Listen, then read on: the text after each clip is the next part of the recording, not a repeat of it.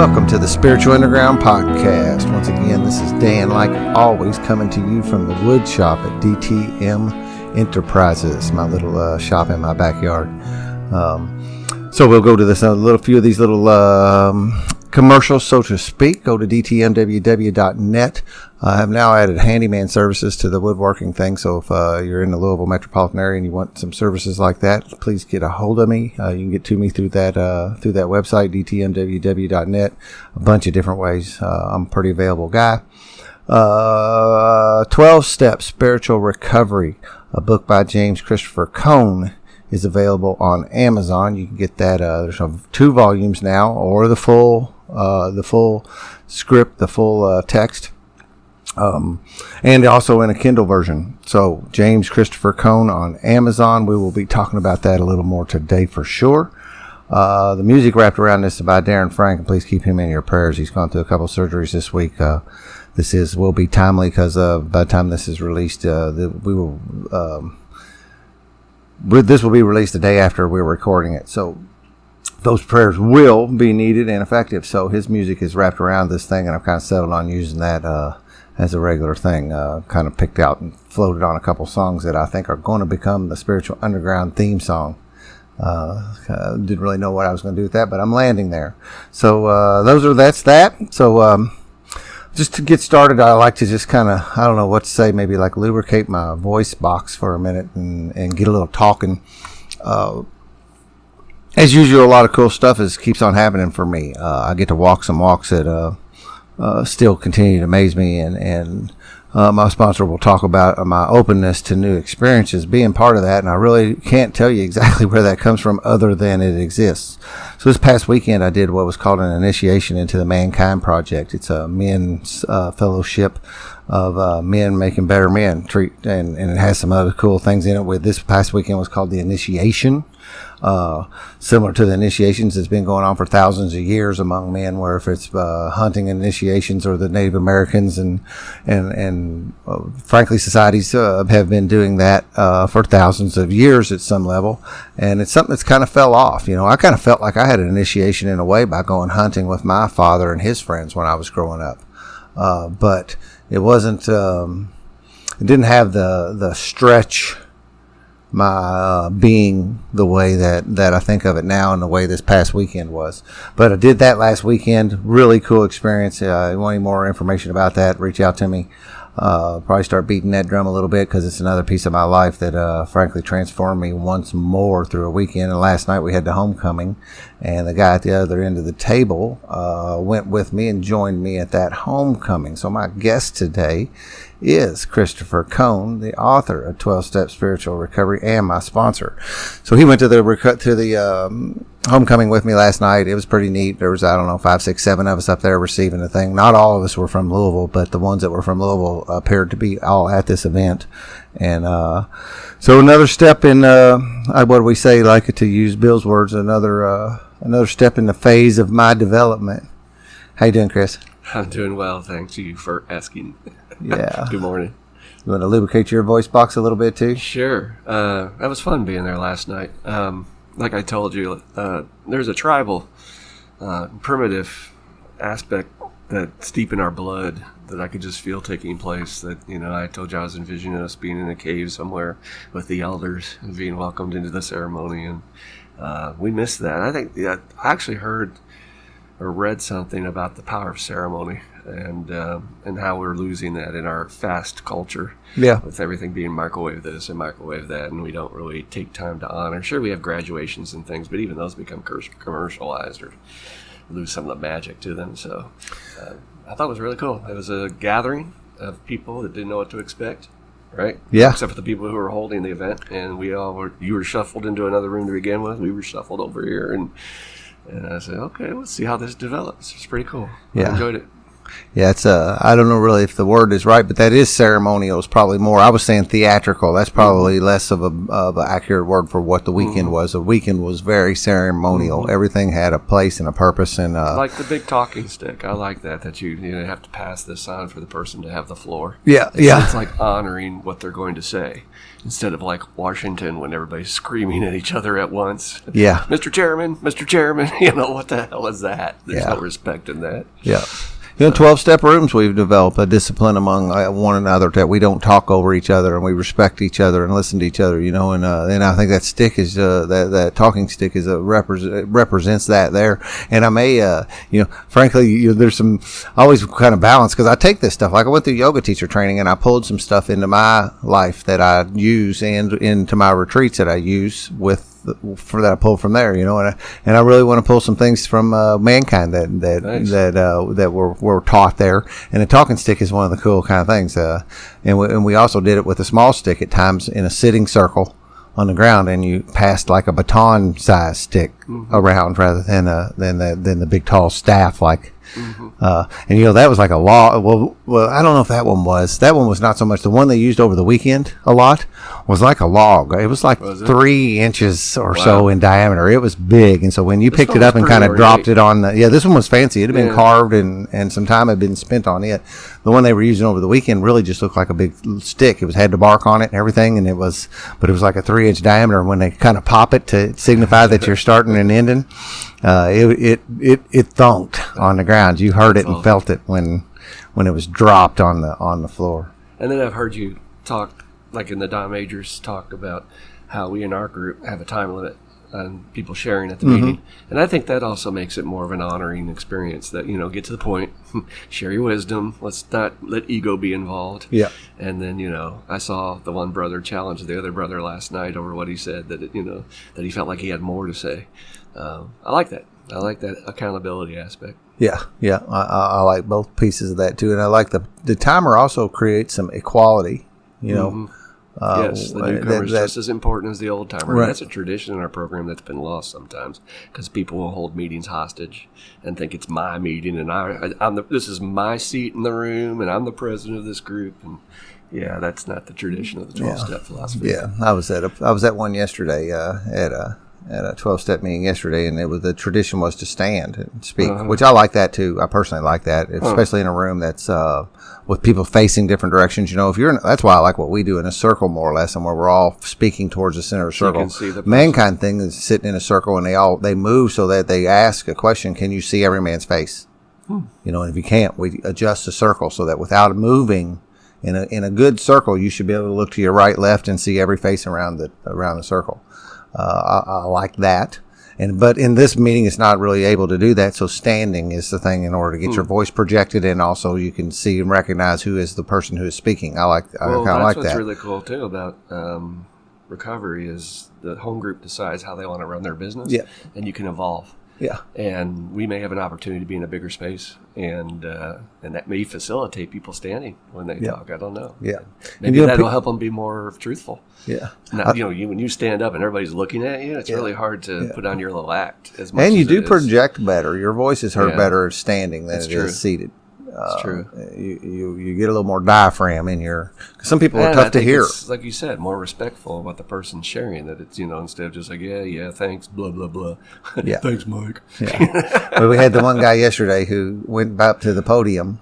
He walked in when it was his turn. He moved up to the podium and leaned on the podium and took the microphone over during his share. And he went really long. And I saw the chairperson giving the wrap it up symbol. And he was completely oblivious to the wrap it up symbol. And he gave, I would say, someplace in the neighborhood of a 10-minute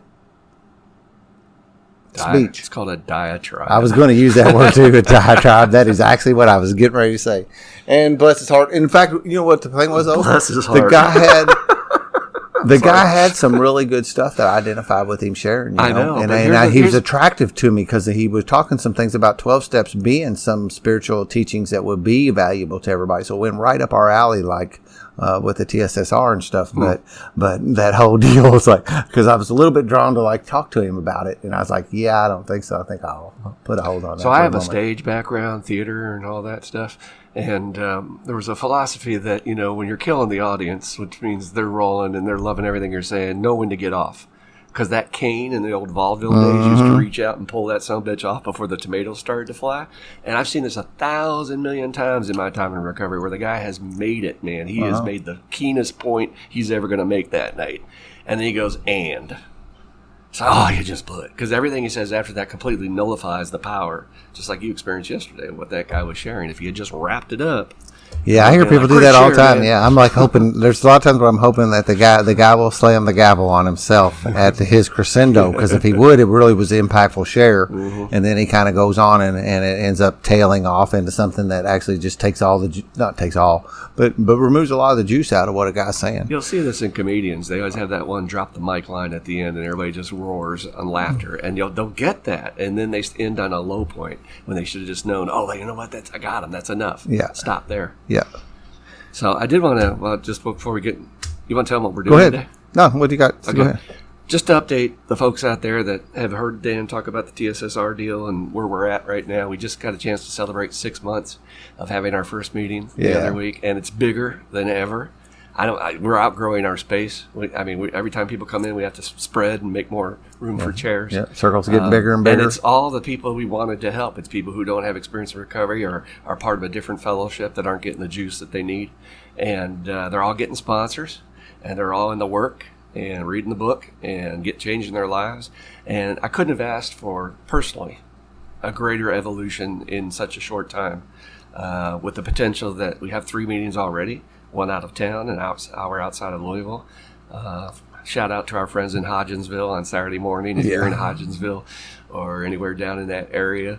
And there has been a couple hits on that Facebook page from people down in the E-Town, Hodgensville area. Yeah, but it's in Hodgensville. This meeting actually is. But it's at the Hodgensville Library still. Yeah. And I just couldn't have expected that many people were going to be just needing that help and ready to roll with it that quickly. I mentioned it to me in this past week. Bill says in the big book some comment about, I'm going to get the figures wrong on this, so forgive me, but it's somewhere around, I think, some measly 6 members for about 2 years. Yeah. It took them forever to get the third alcohol because they went through several failures, Bill and Bob, trying to go to the hospital and get people. And I think it was Hank or somebody like that from Kentucky. Yeah, it was a lawyer from Kentucky, they say, who was the third dude. Third or fourth, but I'm pretty sure he was the third. And then they were rolling together, and then it just took a long time to get started. They didn't have any media. They didn't have any way to spread the word.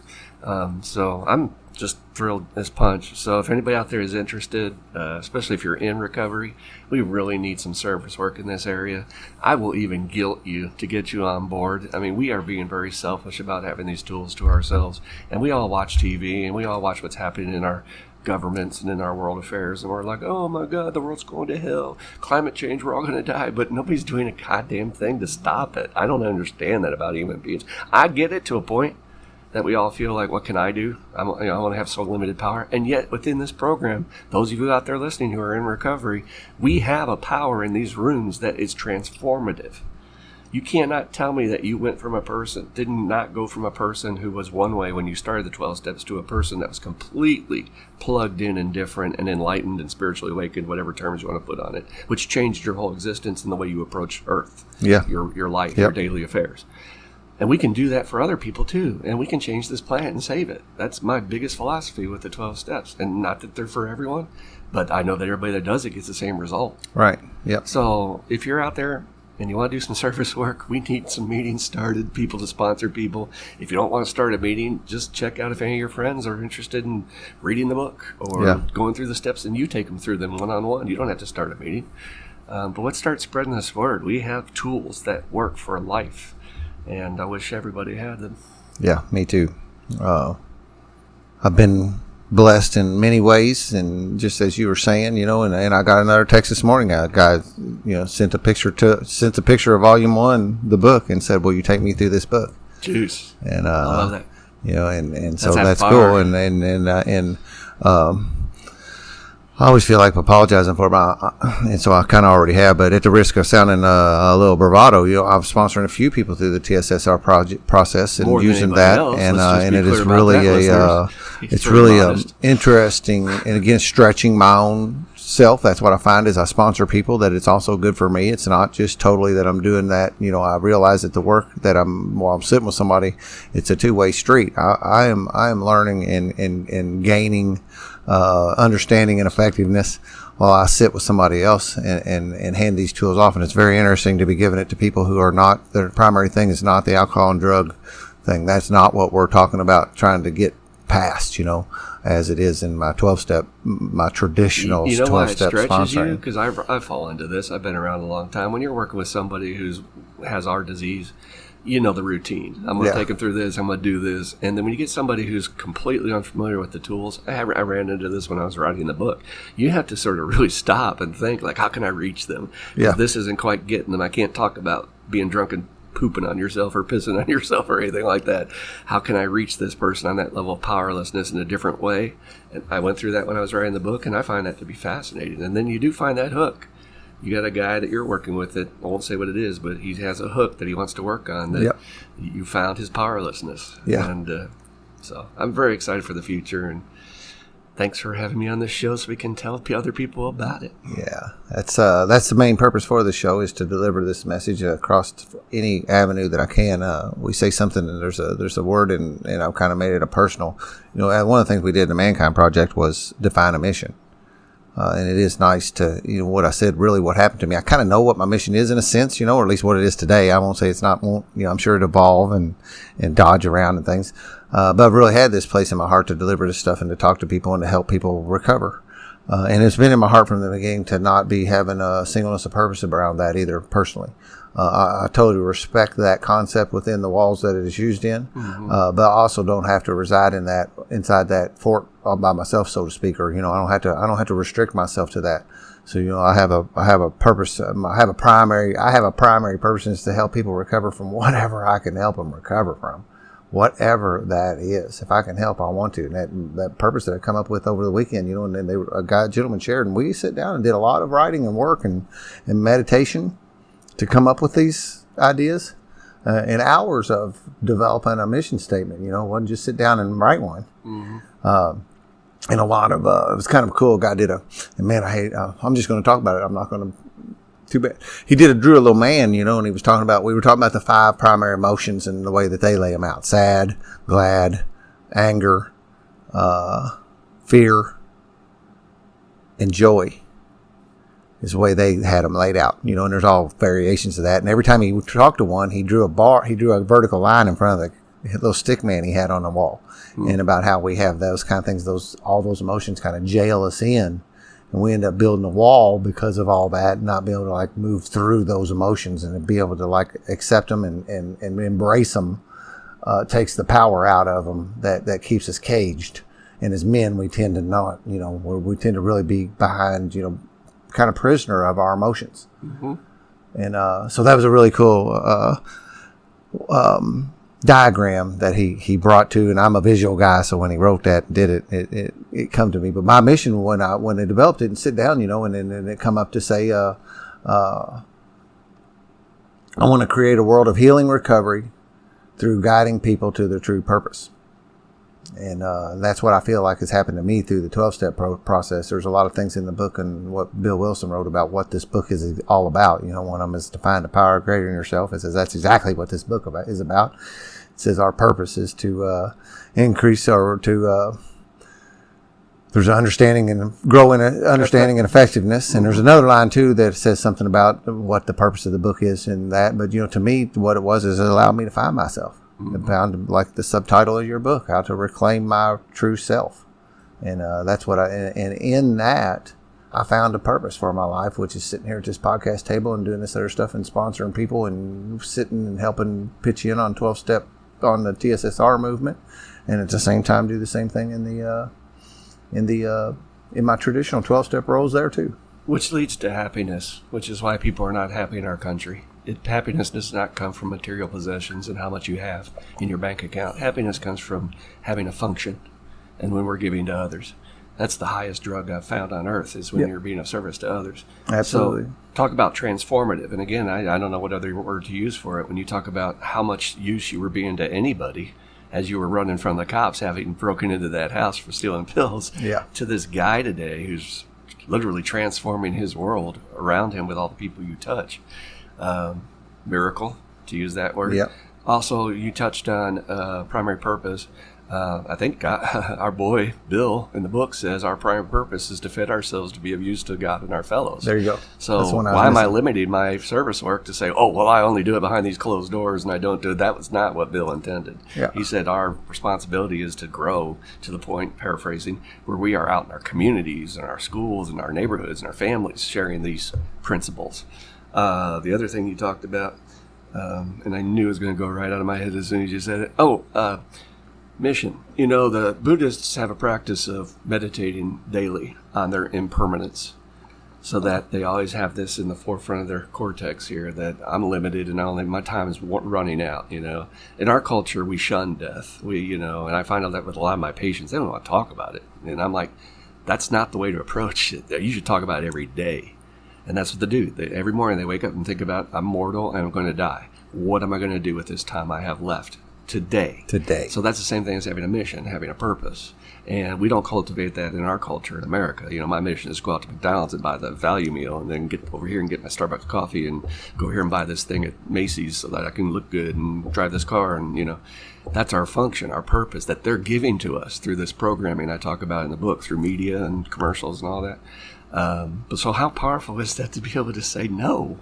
To break those shackles and say, you know, I'm going to be a good man today. I really like that about the ceremony last night. I'm going to spread, and then they said making the world safer, as with masculine energy, instead of the masculine energy of America, which is very destructive, military, conquer, manifest destiny. It's scary. So what gifts we get from this program. I mean, you can't even, we could sit here for hours. We could go on and on, but I know we have a purpose today. So. We do have a mission today too. I will tell you one more thing that you tipped on that, and a guy had touched me with a word. He said, you know, I always taught myself, and I always thought I was a nice guy. Today I'm a good man. Juice. Yeah, I like that. Yeah, I really like that. And what greater goal to aspire to in life than being a good soul? There is nothing greater. In this world of inequity and all the injustice and terrible things that are happening. So today, this is Christopher's idea, and that's another one of the things that one of the reasons I love this man across the table from me is he has wonderful noggin on his head to come up with things that so we were talking about doing this podcast, and I like to mix it up. You know, I do love the storytelling aspect of the podcast. I like to hear the recovery stories, but I also want to mix up other things and have some other angles on it. And so today we're going to do what kind of is a 20 questions. Christopher has come up with 10 questions for me. I have 10 questions for him, and I already feel a little funny about because he's just so magical in his words and processing and things that I already feel like my questions will fall short. All that kind of crap already, but I will get over that. And what we also did through because my trepidation is, oh shit, is Dan going to hit me with something that's going to throw me off balance and I won't have the right answer and I'll embarrass myself on the microphone. So it's funny how we both think the same way. Plus we have these, and that's what I was going to say. And also, I have a couple of different.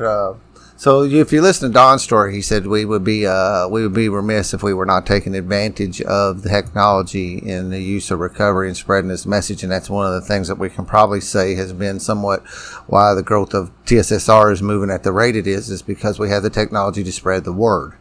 I have a Facebook page that I run, and so you can find that. Christopher has a web page, a TSSR web page that you can find at 12stepspiritualrecovery.com. 12stepspiritualrecovery.com, which is now secured. I got the SSL certificate going and everything else. Not that we take credit cards on it, but you know, some people won't get on a site that's not secured. And I run some things that are these little group chats, and it just brings a connection level, and I just really like them. And these were, you know, I will quickly say that, you know, I'm not taking credit personally for any finding any of this stuff or coming up with it, but it was brought to me by the nicotine quitting community. Was this community community aspect of deepening some things and using these tools to do that. And so I started some number of these, what they are, these little group chat rooms that you have the freedom to mute them, to stop notifications. You can come and go and leave from the group as you please. If somebody would, we also have some admin roles where we can actually, I've never had to do this, but where you could actually ban somebody or remove them if they were, if it was a problem, if they weren't respecting the group. Like I said, I've never had to do that, but that tool is available. So to come full circle on there why I'm talking about that is that I use the these different avenues like Facebook and these chat groups to solicit some questions from people in our community. So we also have, along with the questions that Christopher has for me and I have for him, we also have a jar full of questions that were submitted by you guys. Which I think we should start with one of those. Okay, we'll do that. Just to throw us both off balance. Yeah, I'm going to stand up and get my coffee cup closer to me.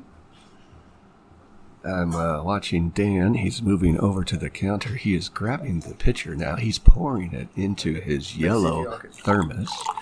A yellow, pretty attractive thermos, I must say. It looks very durable. Could survive any fall if he were to drop it. And now he's placing the pitcher on the table, a wood table, which he handcrafted with all of his crystals and beautiful things. Yeah, I put a lot of energy generation things on the table when I found it useful, and I like it in my life, period. But I have a bunch of crystals. I have Spiritual Underground business cards. I have DTM Handiwork business cards. I have various volumes. We do need some TSSR business cards on here. We do need those energy generation tools. I have my AA Big Book, Volume 1 of 12-Step Spiritual Recovery, and my original edition one of the full edition of 12-Step Spiritual Recovery here, along with some other knickknacks. We have some guys celebrating 1 year here soon, so I've been making some ones out of wood for some guys. They'll hear that, but that's getting to be, I kind of keep it a secret, but now it's getting to be where people are kind of expecting it. So, do you want to draw a question out of the cup, and we will start there. Our fancy solo cup, we used to use these for other purposes. Yeah. They have a little bit of pong. Yeah, I was looking for something, and I was like, well, that will work just as good. This is totally random, folks, because these are folded up, and I can't see which one I'm picking. So, some of the questions are longer, some are shorter. A question that came from a new guy in an AA meeting, paraphrased. He is having trouble with the fifth step because he is reluctant to be honest with anyone, mainly due to the illegality of his actions and the distrust of everyone. He mentioned, quote, statute of limitations, unquote, are not exceeded in any way, and he could do serious time, and doesn't know how to trust someone to keep quiet about his confessions and resentments. He asked how to find someone to work his fifth step with and how to know who to trust. From Anonymous. Good question. Yeah. It's a tough one. Yeah, I actually know who that question come from, but he attributed it to somebody else, and asking for a friend. Asking for a friend. So I man, I'm going to be real safe with that one and not attach a name on it. We will tell you. I do want to, by way of thank you all for submitting the question. So those folks who didn't speak anything specific will get credit for their questions today, because I want to make sure they know where we have a community.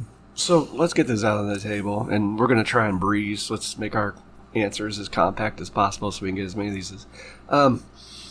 there's these horror stories you'll hear within the rooms of a sponsor who heard something that they just weren't okay with, and they did report them, and I assume that's happened if it's in the...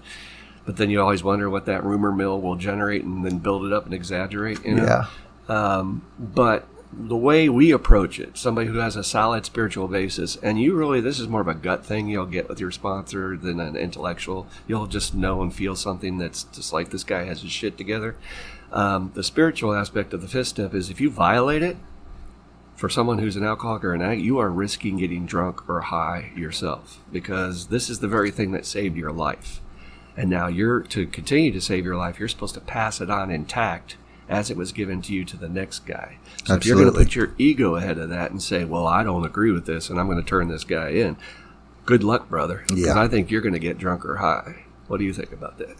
I agree. I think anytime you're violating any of these, I call them spiritual axioms. I don't really know what other word to use for them, or principles is that. Mm-hmm. These things that are just, and almost, they are principles, but they're almost like gravity. They're laws almost, that, I drop something, it falls to the floor. There's no beating that. And some of this stuff, I almost feel that way about some of these principles that we have here. If you violate them, you're doing so at your own peril. And those things will come back around at you and get you.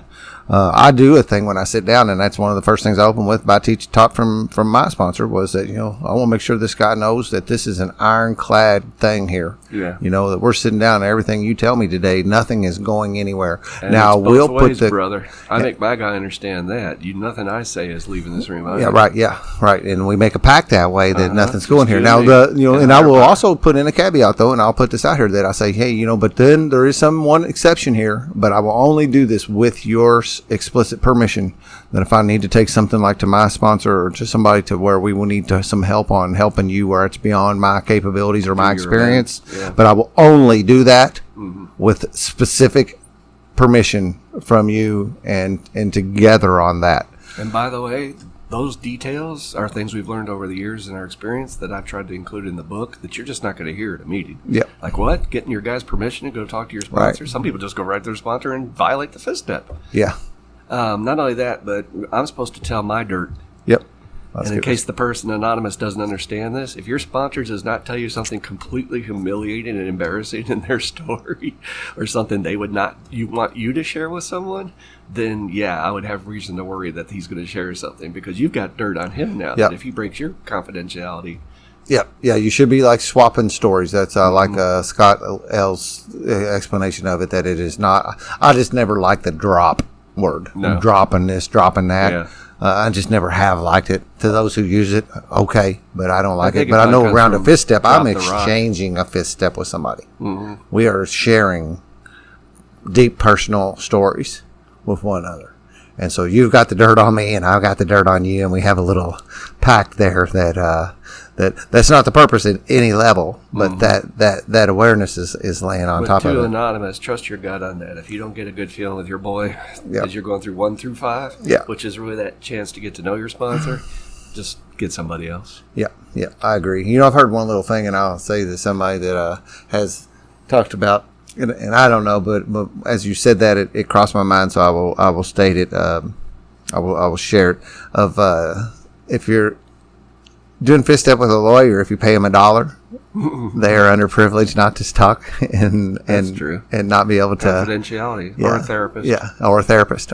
And you can kind of put a little extra safety blanket, security blanket over top of it. That's so I don't know. I know that's not. I don't need that, but maybe somebody does, and then it may help solidify that a little bit for somebody who might have some particular sensitivities with it. Keep rolling, but also I tell my guy that I've heard so many fifth steps and I've never once violated that principle, so that he understands he's in a lineage. This isn't the first time I've heard somebody's worst acts. So who wants to go first, me or you? I will. Go for it. All right. So what? And some of this stuff is a curiosity for me, just straight up. What color? I know a lot about you. But there are some things here and there, and I don't know that you've ever told me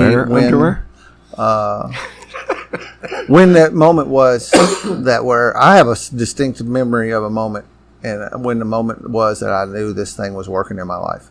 I start out with a lot of doubt and things, hearing my sponsor talking back in my head. I'm listening to you and I'm telling you I'm okay with it or whatever, and I'm moving forward in all the actions that I need to be.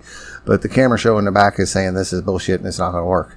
And I remember having a flash of when the 12 steps were starting to work for me, and I knew it without a doubt. So what was your moment? Well, it's be easy to say the fifth step because everybody has that moment of I was here and now I'm here. And then for me, it was that peace. I felt like I wasn't going 1,000 miles an hour in my own skin.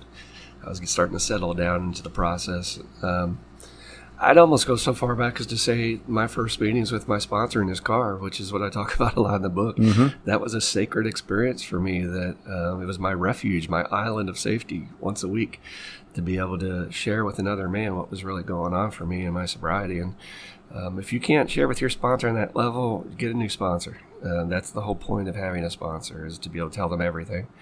And I think I felt like it was working. I really did before I was really even was going through the process, as we were just beginning in this car and getting a sponsor. Because and getting a sponsor that I knew I was going to do the work with. Let's just put it that way. Because there's a lot of people I work with who say, yeah, I have somebody, but I don't call them, and I'm not really thinking about doing any steps. That's not a sponsor. I remember that moment when I got so scared from that last use, having been sober after 6 months, that I said, shit, am I going to be a homeless dude now? Am I going to be that guy on the streets looking for his next? No. I'm a house cat. I know that about myself. I don't like to be uncomfortable. So, yeah, I'd say that when I first got that sponsor to do the work, and I felt safe. Yeah, cool. I felt like I was on my way. Yeah. You want to answer yours real quick? I mean, you can answer your own. It was a little culmination of it, but one of the things was when I was wanting you to sponsor me, and you never raised your hand, and then I shared in a meeting, and you come up and told me, basically at some level, said I want to sponsor you. I knew something had shifted right then, but the big one, really, the no things were changes was when that address was wrong on that paperwork at the court. I like that. And so it wasn't then. It was actually a couple. It was after that as that panned around, and you brought to the awareness to me, and then now I kind of have that vision too, where I see things from the different color glasses kind of thing, of that it was not a mistake, it was not a clerical error, that my higher power was actually making things happen for me and supporting me in my recovery. Juice. All right, there's so many good questions here, and I know I'm not going to be able to ask you all of them because it's the time limit, but I got to choose the cool ones here. Well, let's start with the simple one because this one's easy. What's your favorite Bill Wilson quote? And I know it's very difficult to pick one. Yeah. Plus, on the spot, your head will go, what? I can't think. Yeah, actually, I landed right on one. It was more formulating it is, but I can paraphrase it. And of course, I've got my book there, too. I can grab it and actually say it. But it is the one where we've only started to mine a limitless load, and that we can continue to mine the rest of our lives as long as we give it all away. Good answer. Mine is in a vision for you. When he's talking about how you may have lived a great, exciting life up till this point, but then he goes on to say the most satisfying years of your existence lie ahead of you. And I've always, as a writer, simple is always so much more profound. Dickens was excellent at that. And he could have chose the greatest years, the most profound years, but the most satisfying. Yeah. Now, for those of you listening who haven't done your step work, or maybe done shitty step work, think about the most satisfying years of your existence still lie ahead of you if you'll just do about 4 to 6 months worth of work. Yeah. That's a profound promise. It really and is, it's been my experience. Mine too, yeah. My life before was, I had experiences, I can tell you all kinds of jokes and stories and fun, but not satisfying. Yeah. Not like it is today. Yeah. Rich. Yeah. All right. And back to our cup. Yep. A guest question. How did you feel, and at what point did you feel grace within the program, and elaborate on what grace is to you? From Shane G. Our good friend Shane Dog. That's for Shane out there. We always bark at each other on the phone. It's kind of fun, especially after a stressful day. Yeah. He can go too, man. I put it on speaker. You would know the difference between a real dog in the backyard and what he does. Oh, yeah. He's good at it. Want me to read it again? No, grace. Grace. Man, my first feeling of grace, probably the actual grace of knowing. I don't know, to define it would be one thing, right? What does that mean? But was going to watch this thing start happening when I was able to transfer it to somebody else. That was probably when I watched it working, and I'll tear up. It touches me big time to talk about that. When I saw this thing working in the life of somebody else, because I thought I was so fucking special that it could only be me, right? That I was the chosen one and got to be that. And when I watched myself, that's a little bit of that's tongue in cheek, but that terminal uniqueness, and then watch it start happening in somebody else's life was when a wave of grace poured over me. Mine was early on. Well, Bill, another favorite quote of mine of Bill's, and it's very short. The power of God goes deep. Yeah. 4 words. Power of God. 5 words. So when I had consequences coming down on me from past behaviors and wreckage, and I was spared it, and I knew I didn't deserve to be spared it because I should be in prison. I do not deserve to have my freedom. I do not deserve to have a second chance. And I too can tear up and become very humble. Anytime the learning experience from that whole deal, for people who don't understand about an unconditionally loving God, it's not about punishment. It's about your soul's evolution to grow and to stop and change and do new things instead of the things that aren't working. And so, the lesson I learned from that is that every time I start sticking that finger out there, man, to point at somebody else is doing wrong, it just pops right back on me. And I remember that one thing I did, that I don't deserve to have my freedom today. And I'm like, shut the fuck up. Who are you to be judging that person's path? Yeah. And I'm so grateful for that because I watch a lot of our brothers in the program struggle with that. They're very hard on others, a lot in the parking lot, bitching about somebody not doing right. And I'm just like, dude, be careful with that. Because everybody in this room has been spared your crimes. Yeah. And so you can go serve your time if you want to be the judge, jury, and executioner. Not me.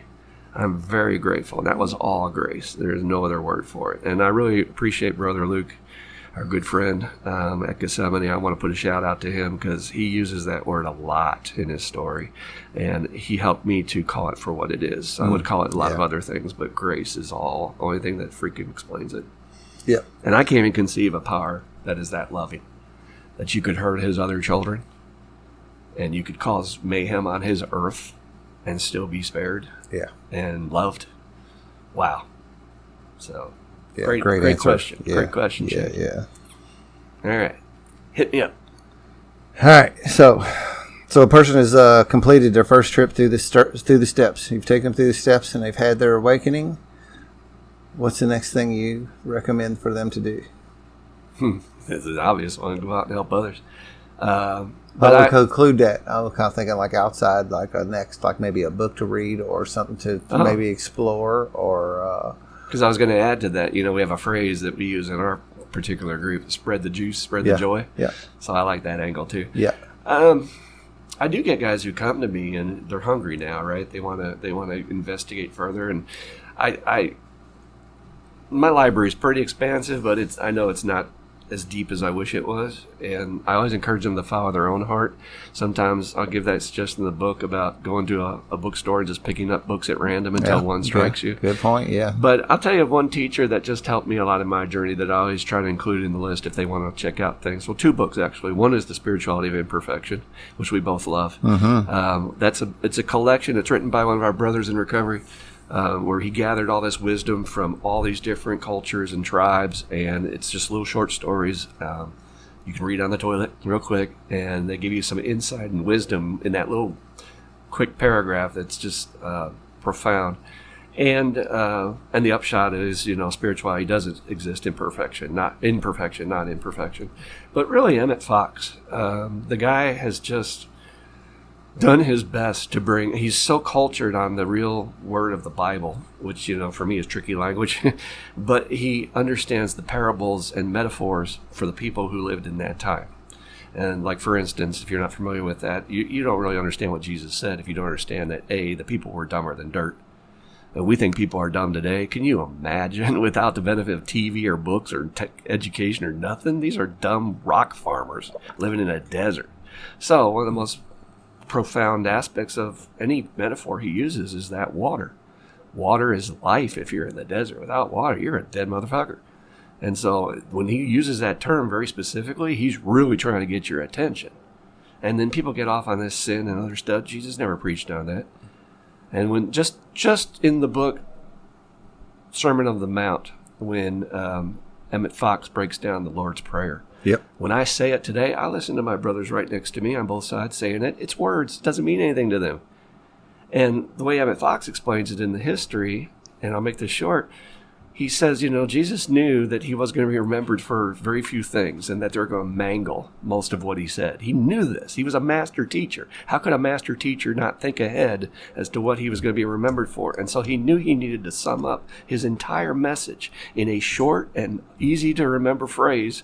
And he chose this one prayer, and each word of it is very deliberate. And when you see what Emmett Fox, how he describes each sentence when he lays and it what out, it actually means, and then you say it that way, it has so much more depth, and it really does guide your actions throughout that day. Instead of just, that's the way I was taught first. That's how we said it at our church. I mean, I'm not saying what churches is, so that's good.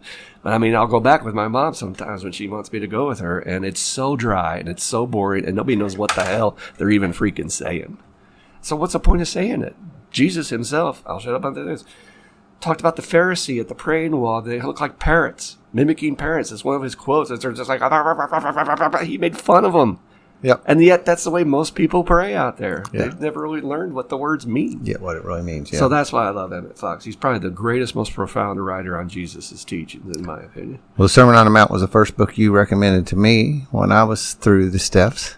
And and I always get it backwards, whichever way it is. I know the book, but the spirituality of imperfection, or the imperfection of spirituality, that's right. Is it the first one, the spirituality of imperfection, was right there too. And those both have a big impact. And they're the first two books I will share with somebody today. When they and I think one of my copies of one of them is out in circulation at the moment. I know that's what happens. You lend it down, and you're like, okay, I want that. I can't. Where's my library? What happened? Well, yeah.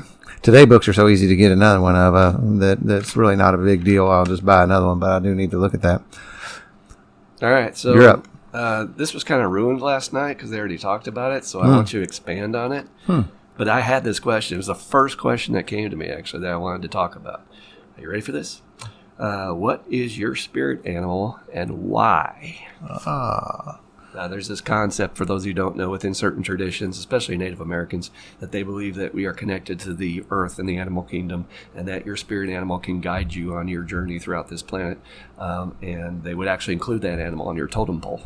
And so if you want to look up spiritual totem pole, spiritual animals, spirit animal, totem pole, blah, blah, blah, you'll find a definition for each animal, and you can go with the one that you identify with and find out. And a lot of those qualities will be identical to kind of how you act in life. Yeah. So I've actually done some work on that prior to recent. I'm gonna try to make this brief on that because Bob Earl and his teddy bear stories touch me. The whole thing about having a teddy bear, and it's always been something. And when I listened to Bob Earl talk about that, it touched me really quick. And the first thing I thought about was the teddy bear. And I remember one night going to lay in my bed, my son putting him to bed when he was pretty small, a lot smaller than he is now, and he had teddy bears all over his bed, man. And one of them touched me.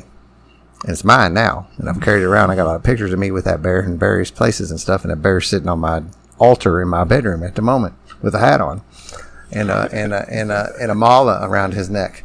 So how that come about, and I actually want to do some more looking into that, but we did it this weekend. We went to a meditation to find your spirit animal, and a lot of people hadn't done that. I tried to remain open on it, so that to see if I would have a new experience this weekend. It was once again a bear. As it was before. And what was neat about this weekend is a bunch of, because it's a pretty big organization, and just a bear is one thing, right? They wanted to have some kind of action or some kind of and they mined for what the bear was doing or some other kind of thing. Yeah. To expand on just bear, and some people have really fancy names, and some people see stuff it's not, like some people are dragons and dinosaurs and, not traditional animal stuff, not what I would think, but mine come about was because of, as we come through this tunnel and we looked out, there was a bear and two cubs, and it was a mama bear with two cubs. And as I come out of the tunnel, the mama bear stood up and looked right at me, like I'm putting my eyes, see you kind of thing, like my two fingers, acknowledge me. And we landed on Vision Bear then that is my animal name in the Mankind Project, is Vision Bear. And you identify that. So when you go around and you talk, you say, hey, my name is Dan, I'm Vision Bear. And we hold that. Now it can evolve too, but the bear and the why would be a different question. I actually need to look a little more. I've done that before, but because I'm objective, right? So I can see it a little bit different angle. It's a mama bear raising up with, I would say, protective bear. Yeah, that was an adjective that was used in other people's words and animals too. For whatever reason, the eye contact is where that really landed with me, and where I landed on the vision thing, that we looked into each other. Now, what's interesting too is that I've been doing a lot of, the synchronicity thing. I've been exposed to a lot of eye contact things of late. And we were doing those exercises over this week too, over that weekend. And I kind of wonder if that didn't climb into it. But yeah, bear, and currently newly Vision Bear. So we got to give a shout out to our friend Bob Earl, who has passed. I call him the most revolutionary, anarchistic, change it up, free thinking, forward thinking speaker ever walked the halls of Alcoholics Anonymous. And you can find him on tapes. Just Google Bob Earl, find his book. One of his sponsees wrote a book about him, his life story. But he has this tradition where he started bringing the child healing into AA about the time that the inner child and adult children of alcoholic movement started in the 80s. And he got pushback like you wouldn't believe. And, prior to that point, alcoholics would tell their story, and you can hear old tapes, and they'll start with, I had my first drink at 16, and they'll start from there. And then Bob was always like, okay, so what happened before that? Something made you take that You weren't first born drink. at 16. You aren't addressing that. And so the teddy bear was this getting in touch with your child thing, and he started this whole culture in meetings where people were bringing their bears to meetings and upsetting the fuck out of the old timers, man. They were going berserk over this shit. And over the years, he was getting teddy bears. People were shipping him teddy bears and giving them to him at conferences. And he was going to speak. And so he didn't want to leave them at home. So he tells this great story of how he would pack up his teddy bears in 2 suitcases every time he went on a speaker engagement, and he'd have all this luggage, and he would set the teddy bears up in his hotel room. And of course, he wanted the teddy bears to have something to eat, so he put out little bowls of snacks, and he set them all up on the bed. And, he said his teddy bears liked to watch the Olympics, especially when the Olympics were on. So he would turn on the TV with the Olympics on, and he'd have all their snacks out there. And he said the maids would come in to fix his room, and they'd see this spectacle of these bears sitting there watching television. And it was fun. It was lighthearted, and it was that little touch of childlike accessing those vulnerable emotions you talked about from the weekend. That was missing from recovery. So we owe him a great debt, and he helped me immensely on my sobriety journey. And that is also parallel to reclaiming your original self-soul. He's a crazy motherfucker, but he is a genius. Yeah. Because he admits it himself. He's basically bipolar. Yeah. But he has a cogent message, and he's entertaining as hell. So check him out. Yeah. All right, question from you. Oh, is it cup time or yeah, it's cup time, I think. I like it. Dan is picking his hand into the cup. He's closing his eyes. He's looking at Bruno outside the window. Yeah, the dogs are out playing. The dogs are out playing. We're in here working. What about that? Right. Actually, I know that this one came from friends on Facebook. Oh, great. Welcome, friends on Facebook. You mean Facebook can be used for spiritual means and not for all that other crap on there? Right. This came from the mind blown from the Spiritual Underground Facebook page. Nice.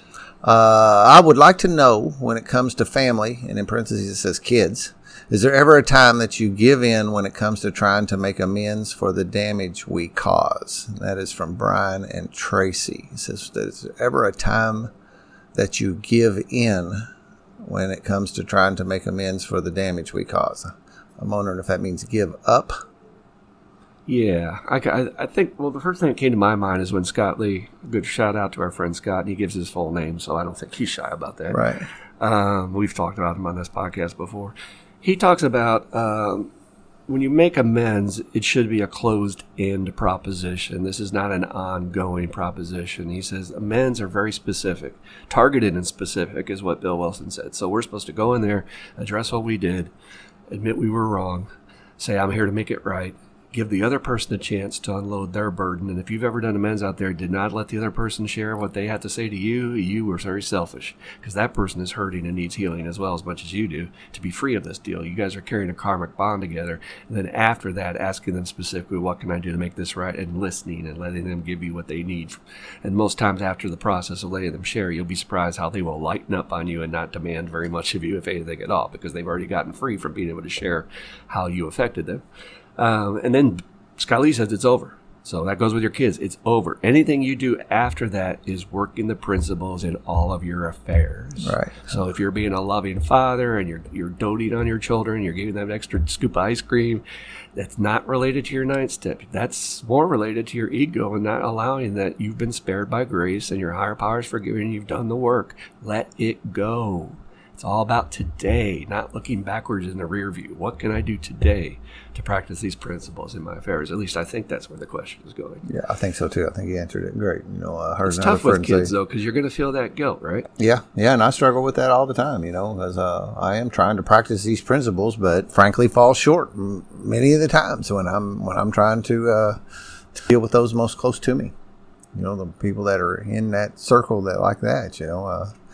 They're a little thing when you talked about like that is an event and amends is an open and closed thing, and I think at one point I think you speak of it as balancing the karmic scales, yes. or like paying a karmic debt. Mm-hmm. And one of the other like things is I don't go back and repay my cell phone bill every month after month. I paid last month's and that is closed. Right. I'm not going to continue to pay these bills. Or you've paid your past debt. You're not going to show up with more pennies on their doorstep. Then you become a bother. Yeah. Then you become a nuisance. Like, oh, gee, I got to say I'm sorry again. Yeah. Now there's one exception. Groveling too. There's one exception to that rule, just like there's an exception to every spiritual principle. That's the way that's why I like about them. They're not hard and fast.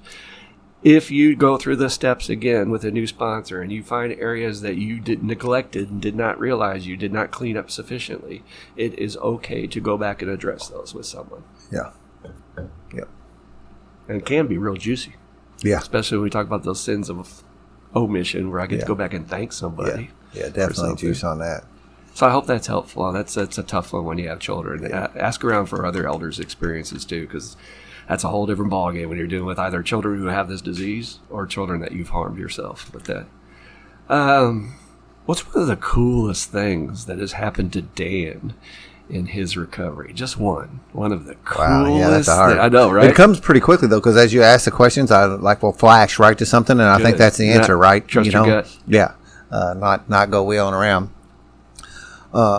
After having spent a year on home incarceration, which basically, there's some caveats in there, but basically a year under home incarceration type surveillance, and then a year of probation. That trip to Japan. And the very first night, good choice. After having, for 2 years, if I wanted to leave the county, I had to ask permission. And how that whole Japan trip played out, where it was supposed to happen in September, and it kept on getting pushed out. 10 days after I was released and signed the paperwork to be released completely off of my corrections duties and had paid my debt through the justice system. 10 days later, I was on a plane to go to Japan, and then on that Friday night, I was standing on a mountain in Nagasaki, Japan, where behind me was the sun setting over the Japanese Ocean, and in front of me was one of the top 3 nightscapes in the world, is the port town of Nagasaki, as it was getting dark and the lights were twinkling down there like stars in the sky, and realizing a wave of gratitude come over me that like I said, that just a couple of weeks ago I had to ask permission to leave the county, and here I am halfway across the world standing on a mountain in Japan. Sometimes you'll hear speakers use that phrase like, how do I get here? Yeah. From where I've been. Yeah. And like there was 5 or 6 people with me, and I was going by myself that night. Regardless, they were going, where are you going? I'm going there. I knew where I was going. As a gondola carried you up to the top of that mountain. It was the only way on top of it. Go there. Huh? I was called to go there. Yeah, I was called to go there, and they followed. And it didn't make any difference. And and I felt at some level like I was by myself in a way. Because I was like, these guys couldn't even possibly begin to understand the feelings that I'm feeling sitting here. And I know at some level I'm not a real quiet dude, but that night I was not real talkative.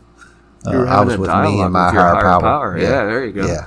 And guys, if you're out there, go with that. When your gut is calling you to do something, take that path less taken, and see. Had a lot of cool stuff, but that one is the one that flashed, and that was so in that higher power glow beyond probably anything else I can think of. So hard to choose one with all the years of sobriety I have, and it's funny to me. It did occur to me that some of the things you would think would be cool as hell, like working on that film with Brad Pitt and stuff, doesn't even come close to the list of the real cool stuff. At the top of my list was getting the chance to spend 10 days with the Dalai Lama. For those who don't know, the Dalai Lama's brother is actually a professor at Indiana University, right up the road from us here. And I got wind through spiritual friends I just happened to meet recently that he was coming to do this thing called the Kala Chakra ceremony, which is a 10-day initiation ceremony into the Buddhist faith. And it's freaking intensely involved. And he spent the whole first day cautioning people who were there for the exoticness of it to not give up their personal beliefs just to join something because it looks pretty. I mean, he really cautioned you, you're welcome to be here, participate and observe, but don't give up and join this if you're not really serious initiate. And I'm sitting there, and the Buddhists have this great way of doing things where the people who bought their tickets early were in the back rows. And I got in late, and I'm in the 10th row, and I'm like dead center of the guy. He's up on his little pedestal deal and just doing his shit, and he's got his little monk dudes underneath him right there, and they're all chanting at once and doing the prayers and all that and reading the text. And he read and read and read text for days. And I'm looking down the front row. I mean, obviously VIPs. I got Richard Gere down here and all these other celebrities and politicians and stuff like that. And I'm sitting there, how do you get here to spend 10 days with one of the most holy people on the planet? And I like the fact that both of our connections are Eastern influenced. That is interesting. I really like that a lot. But of all the things, I felt very blessed. And then just to add on to that, there was a World Day of Prayer. And very select VIPs were invited. And because I was with a musician that was doing an album of some of the monks that were traveling with him, their chanting mixed with Gregorian chanting, I'm sitting in the front row of this church, literally 20 feet from His Holiness, right in front of me. And I just had that moment like, I shouldn't be here. Yep. Based on my history. That pinch me kind of feeling, that you're going to wake up from this dream in any second. Surreal. Even the light coming through the stained glass and all, the whole thing was surreal. World Day of Prayer. And they had representatives from every every community of faith, Hindu, Buddhist, Christian. All of them were the top representatives there sharing that moment of interfaith dialogue, which Gethsemane, where Brother Luke is at, started a lot of that through Thomas Merton. Right, yeah. And his relationship with His Holiness. Yeah. So, juice. That's what I got. There's another avenue to explore. So are we on me or are we on... It's cup time, I think. Is it cup time? Yeah, we'd like to... We talked before to try to see if we couldn't get through some... I'll push the cup to him. We're kind of drawing separately and not necessarily in any order, but... So this one just simply says, learning... It's a question mark on the end. Learning to improve conscious contact. And this is by BMO, one of our two... Brandon Morris's. We have two of those in our group, and we're using last names a little bit, but that's okay. Shout out to BMO. What's going on, brother? Yeah. I by the way, I listened to your talk with him in the round table, and BMO is a seeker. Yeah. I like his energy. Yeah, he is really hungry to learn and develop himself. I think just that dialogue that I tend to have throughout the day, it does not have to be formalized. My faith background was in a church where it's very ceremonial and it has to be formalized, go to a certain place, do a certain thing to access your higher power. But what this program has given me is this conversation that's ongoing throughout the entire day, and that's my conscious contact. I'm literally thanking God for that green light. I'm thanking Him that I avoided that accident. I'm grateful I got there on time. I'm asking Him to, when I'm running late, to help me out and don't be an asshole driver and get me there when I'm supposed to be there, kind of deal. I had that this morning, actually. I got behind a very slow-moving Prius. Was not our friend. Yeah, I know, I'm just joking. And so you just... it's a very cool thing to not go through this life alone and to really feel that there's a very real force and power behind. Yeah. And sometimes you doubt it. Not just because you get that don't mean you have it. Like every day I go through, my own human fears of money, security, and medical issues, and, where's God and help me out and blah, blah, blah. But if you come to rely upon it, as Bill says in the book, we come to rely upon it, you will find that in the end result, BMO, trusting in that conscious contact, you will be taken care of. And it's one of my favorite things I was taught from one of my sponsors when he said, we can't guarantee that it will be okay, because it is the last two letters of the word shit. And that shit's been going on since the dawn of time out there. Just watch the news. But we can guarantee that if you're doing what you're supposed to do and staying close to your higher power, you will be okay. And you will be taken care of. And for 35 plus years of walking this path, every time when I thought the freaking world was falling down around my ears, I just waited, stayed in the solution, and I was taken care of. And to me, that's conscious contact. Being protected. It's like having this force field around you going through the madness out there. Great answer. Great way to put that. Yeah. What do you think about conscious My contact? first thing that came to me was that whole add and to thing. I had a whole different thought of my mind went a different direction, was like actions to take to continue to improve my conscious contact by continuing to seek new experiences, because I think all this stuff like the mankind stuff and the yoga teaching and the other kind of things that I had opportunities to do, going to Japan and doing all that were activities that created a deeper and improved contact with my higher power as I walked along in some trust that there was something here that I was being brought to. There's a reason that I'm standing here doing this today. So what my job is, and you've taught me that, is to stand around and figure out why am I here today? And in that, I continue to increase my conscious contact with my higher power. And one of the greatest things I got from Don's talk with you, and he said it before, but I just, it's like a bullet through me, when he said, if you have a toothache, you don't sit there and do inventory on it and talk to your sponsor and pray on it. You go to the damn dentist. So what you said, taking action, putting feet underneath your conscious contact. Yes, that can definitely help. Yeah. It's difficult, and we do advise newcomers check out their conscious contact with their sponsor. Yeah. Because your conscious contact could go tell you to be with that girl over there, and your sponsor's like, no, that's not what you want to do right now. Yeah. Always, we talked about that a little bit, this whole we thing, man. I'm not doing shit on my own anymore.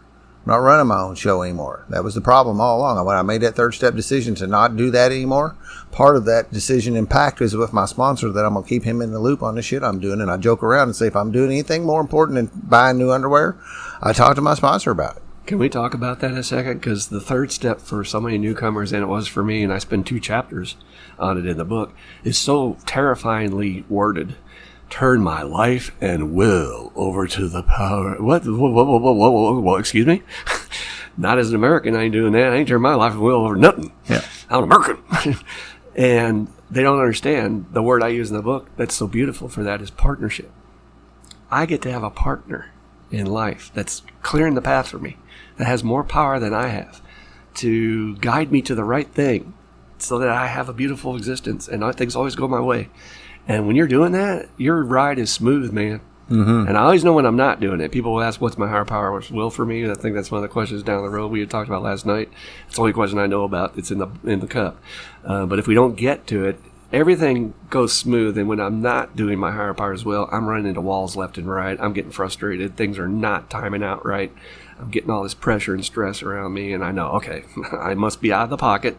I must be pushing my own will. But when I'm in concert with my partner, forget about it. Yep. Life is smooth as silk. Yeah. I think you asked me a question, Anna. All right, so we kind of touched on this, but I'm going to pick this one because I want to talk about it. Because anyway, you've actually mentioned 2 names already, and I'll bet you they are 2 of these. But I'm going to ask, and I'm glad I phrased it this way. We listen to a lot of audio. We learn from other people and these teachers that put this stuff out here. Who are your top 3 speakers? Jeez. Because I don't know if that's on my list, but that's one of the questions I had pondered for you. I've gone around my head with this, but I cannot come up with any other answer but Keith Lewis. And these people give their last names, so I'm just going to put them out there so you can find them. Keith Lewis, originally from North Carolina, moved to Florida. I'm not certain he's still alive. I think he is. He has an intelligence. It's just keen. An acuity that's just like, whoa, what this man's language and his observations of life and his entertaining nature and keeping it very human. And he has that voice, Keith Lewis, I told my sponsor. It's absolutely wondrous. And he cries and he gets very emotional and intense. And so, yes, he's got the full shebang. Another shout out to my friend Scott Lee. He's got the toolkit. He's a military man. He would frighten me to sponsor me, but I know he'd kick my ass, but he's got the goods, and he tells it very specifically and understandably to teach what he's doing. My third person would be a tricky one because, Bob Earl has to be in there, but if we've already talked about him, so let's go a little bit odd. Don talked about, there's a man named Don Pritz who's passed away. I think he was originally from New York, maybe lived in New York a long time. He was part of the Colorado gang. Colorado, from what I understand the history, was sort of suffering in their 12-step spirituality. And that happened a lot of times in the history of AA. Burns Brady here in town was responsible for getting the 12 steps back in Louisville AA. And this was in the 90s. We owe them a great debt because they had strayed, man. It was all about checking in. I'm just here checking in. I'm checking in. Nobody's talking about the solution. And so Don Pritz took that solution to Colorado and touched so many people who are now our giants. And I can't remember the one guy's name who I've heard so many times. And there's a lady as well who are just powerful giants of spreading this 12-step philosophy. So I have to give a shout out to Don Pritz. You ever find him on tape? You ever heard him speak? It's very, God, he's a smart man when it comes to the principles. So is Don Majors. It's to say you can kind of feel that lineage through Don there. Yeah. So that would be my three. Yeah. My top three easy is Bob Earl and Scott Lee and Keith Lewis. Oh, no shit. Yeah. How interesting. Yeah. I kind of thought we would be in some give me a parallel fourth. Give me a fourth here. Anybody from Louisville, listen to Jack Sullivan. Yeah. Jack Sullivan will kick your butt with his country, real talk. Louisville, hilarious growing up around the racetrack, chasing the hookers and whores, and how his daddy's yelling at him, boy, don't gonna get you in trouble. Jack Sullivan put a footprint on our town that I don't think anybody will ever surpass. So he's the other name that came up when I was doing those little searches, thinking I needed to find somebody to listen to in recovery that was local. I still don't quite get that and how all that played out, but I found Don the same way, and the other name that would pop up from Louisville was Jack Sullivan. Of course, he's been passed for some time, I think. Yes. And it's funny how different speakers excel in different areas. So when you ask us to pick one favorite, it's hard. I immediately am flashing here on Clint Hodges. Clint Hodges from Los Angeles There's has a lot a of great spirituality speakers. as a lawyer. Our friend Kevin out there, you might want to check him out if you've not really heard him talk. Has a profound spirituality that's very subtle and soft, and a lot of humility and wise. Yeah, so there's a lot of good audio out there, and it was real instrumental to me early on to pour that stuff into my head. Frankly, in the beginning, I wasn't listening to music and things because music was like triggering me at some level because I associated all the music I was listening to with the uses of the substances and stuff. I just had way too much connection with music to that. And I found, and somebody offered me, my very first sponsor in 2011 offered Earl H. Another one of my big time favorites, and he's still the guy who I will give to first person. If I said, "Do you ever listen to speaker tapes as a new person?" I said, "Well, here," and I'll send you a link. I kind of kid around, like in one of the divisions of DTM Enterprises is speaker tape links. So if you contact me and you ask, I can get you some links to some really good speaker tapes. And if you go to recoveryaudio.com, I think it is .com/.org, and you look up top speakers. Yep. Earl H is on the list there. So and XA speakers is another one. XA speakers is my favorite one. And they're on Apple. Apple has a limited selection. YouTube. XA speakers probably, I'm going to say, from being probably has the biggest, and they also go across to everyone. Why it's X is because the X is the variable. So it's got Cocaine Anonymous, Overeaters Anonymous. It's got speaker of course, the traditional AA has got the corner to market in there as far as quantity of tapes available. But XA Speakers has a phenomenal number, and there's also a way you can sort. What I always tell people to do is you go down at the bottom and tell it to sort by downloads, and it gives you the numbers that how many of them have been down. It gives you the top downloaded ones from at the top. And if you go through the top 10 with those, and then come back and see me when you're done with that.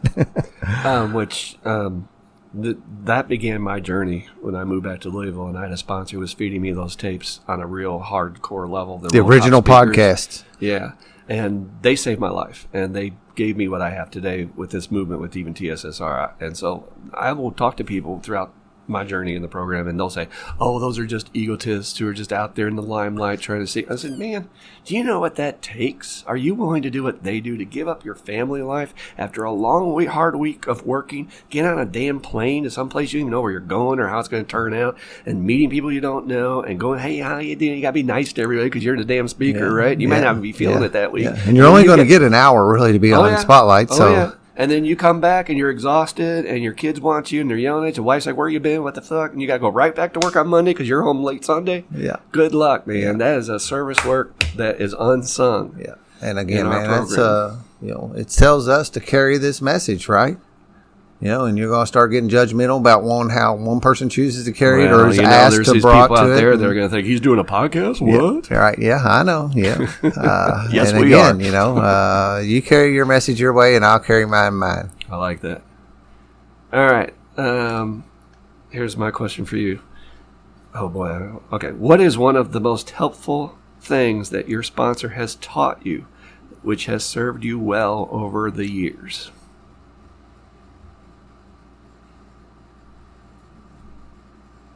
That's a tough question. I can talk first if you want. I got it. I just they can have a little dead air for a second while I ponder this. Yeah, right. I actually just changed my ringtone not too long ago from the Jeopardy music. I kind of thought I did that for a little bit. Remember to form your answer in the form of a question. Yeah, and then my phone would ring and it's playing Jeopardy music, and I thought that's kind of a funny energy. Let's change that. So the biggest thing, one of the top things,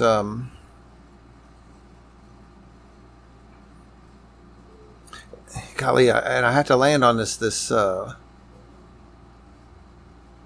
it's I think it's in the jug too, and it's just a reliance on whatever this faith, this dependence, this reliance on this higher power concept, this thing, whatever it is.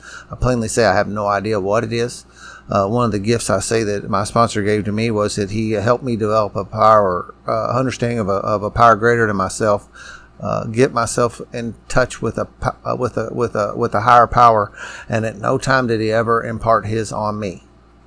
And I think that's one of the big things is that you can't that we reject almost, and that's one of the reasons why we have problems with why a lot of people have problems with the organized religions is because we always feel like I think it's skewed. I think it's incorrect. I think when you're sharing your concept of your higher power with me, I think I incorrectly take that on to believe that you're pushing it on me. I don't know that you always are.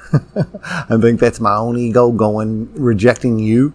Because we always think that, if somebody shares what their higher power is about, I automatically think that they're being pushed on you. Now it's one thing if somebody comes and rings your doorbell, but even those people are just sharing with you.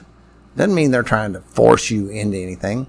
But I'll back off on that. But learning this reliance on a higher power and being able to develop my own and truly rely on it to know, like you said a minute ago, and we back off and at times I will do this better than at other times. But like as I said the one time about the event that I used when I knew things were changing for me, when and the address had changed and I was supposed to do my home incarceration at my mom's house, and I went to my mom's house and she was back on the pain pills. And I knew that I couldn't stay sober in that house, and you simply told me I'm going to put one more phrase in a minute, but you simply told me to pray for my higher power to support my recovery. And you really didn't have an answer for me because it was a pickle and it wasn't a solvable solution. It was a problem beyond our our ability to manage. And that's what I did that week. And I even got lost in the fact that whenever it actually happened and the address changed, and then you brought it to my attention that what I've been praying. What have you been praying for all week? For my higher power to support my recovery, and it happened. So to close on that, one last thing was a gift, a lesson, and I heard it wrong at first, like I have so many of these other things. It was to challenge my reliance on my higher power, to be able and willing to do that. Now, what I heard at first was that I was being asked to challenge my higher power, and that's not necessarily the way it is. It's to challenge my reliance. Just how hard can I lean on that when I need it so desperately, like I did at that moment when I knew I couldn't stay sober in the house, and to not stay sober meant getting the full sentence that I was being handed. And kudos to the program, because when I hear feedback like that, I'm like, I said that. I came up with that perfect answer. That's not in my DNA. And, I was a bullshitter my whole life. That's how I got through life prior to this program. I didn't know anything about honesty. I just like bullshit, get through it. And so if you came to me with an issue, I would make some shit up. I had to have some sort of response to give you. And it would be like, go out and buy a car. But just completely unrelated. And the principle of this program will guide you, as it says. There are guides to progress. And kudos to this program for giving me the ability to give you an answer, which was the correct answer. I can't do that on my own. All of my wisdom comes from others, the same as Don said. But I like what he said. After 3 times, you can claim it as your own. Right, yeah. Yeah, and to some extent, that whole week was a jailhouse prayer. It was like that same kind of thing of under that duress type of prayer of going, God, please help me. I don't know what to do, and I didn't ask for anything. That's the best prayer there is. It really is, yeah. rephrase the question again? Can you read your question? Oh, what did I say? The gift, the lesson. One of the most helpful things your sponsor taught you. Yeah, sorry, you got me so engrossed. I was like, huh. So my sponsor gave me so many things, and they were really his own direct experience wisdom. It wasn't out of the book. He was not a thumper, thank God. I don't think I could have tolerated that. And one of the things he taught me was to take my foot off the accelerator pedal. Yeah, I like that too. Yeah, I needed that. I was just driving through life. One of my greatest lessons in this world has been patience, and I still hate it. Yeah. I still sit on it every day going, okay, all right, win. I think what I'm waiting for is my own demise. I really don't want to be here. I want to move on to the next deal. I want to graduate, as my old teacher used to tell me. I mean that sincerely. I don't want to die. Don't get me wrong. But I'm impatient. I want to, okay, what's next? Okay, come on, let's go. And this world is very slow moving, man. You just be in traffic or go to a government office or have to fill out paperwork for freaking taxes or anything. Oh, my God, stop. So, teaching me that lesson, like, dude, just take your foot off the accelerator. I remember you giving me that too. And the way he would do that would be like, do you want to go get a piece of pie? Even after I was bitching, like, ah! And my energy level was insane back then. And the amount of emotions and terror and frustration and pissiness and resentment tearing through me as a newcomer. And then after I got it out, he would just say, relax. Let's just enjoy the rest of this night and have some coffee and kick it around and eat some pie. And he saved me with that one. I have to catch myself today. I'll run people off the goddamn road, not intentionally, but it's like, go. It's like, dude, just ease up. You'll get there. You don't have to freaking push. I'm pushing all the time. And then people will look at me today and say, you're one of the most patient people I know. And I'm like, oh, my God, you have to give me. Yeah, you do not know. But you do.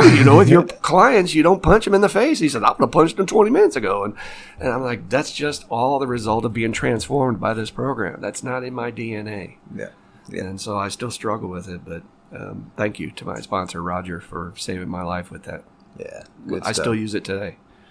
I think we got the cup. Your turn to draw. I just said to a sponsor just the other day, take your foot off the accelerator. Jesse, love you, man. What's the happiest or most extreme positive recovery story you have witnessed directly? Jesse S. What's the happiest or most extreme positive recovery story you've witnessed directly? Jesse, man. Hope you're doing well, man. Know you've been traveling. We miss you. China doesn't deserve you. Get back to the States. Well, as a sponsor, obviously, it's hard to pick just one. I think what I flash on, so I'm probably not picking the best, but just what I flash on is Mike being saved from that prison. We had an opportunity. I got a call randomly from a woman who said that there's this huge opportunity down at the Dismas House prison here in town that this is like a transitional prison. People getting ready to go into halfway houses and stuff, and they don't have any AA.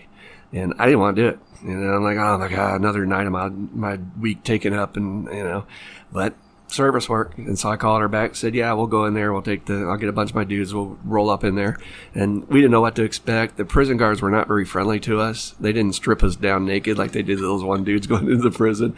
But they set us in this little room with all these glass windows around it, and all the prisoners were being walked by from dinner, and they're all making fun of us as new fish, new blood, and what are these motherfuckers in here for? And they're coming in here to preach something, blah, blah, blah. And they were not very receptive. I think in our original group, we had about 12 convicts show up for the AA meeting, and there was one named Mike, and Mike just wanted this like nothing else. And with good reason. He had 53 felonies he was serving, and he was going to be buried underneath prison for the rest of his life. He was lucky to have been transferred to where he was, because he told me he was at North Point, which is one of the most extreme prisons in our state. He asked me to sponsor him. I told him I couldn't, because I wanted to keep it clean, that we were presenting a meeting. I couldn't really get involved down deeper, although I told him I'd guide him, but just...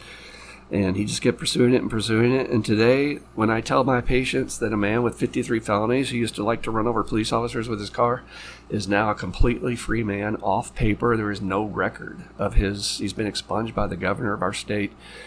He stands and goes to Frankfurt to stand on the Senate floor to lobby for felons' rights to be able to vote after they serve their time.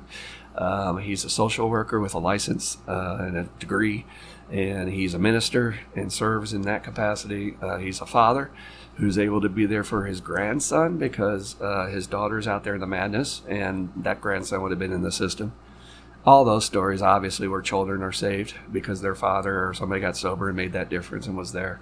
If I could add up the number of things that this man does or has done to be an example of the miracles of this program, it truly is one of the most positive. And for those of us who were in the gang, Juice Man, John Michael, a few other people who went down there, that was a very special experience for us. We would come out of there so incredibly juiced up that we would race down Market Street past the home place, and we would roll our windows down with the music blasted and hang out the window and scream at them and yell and go, "Wah!"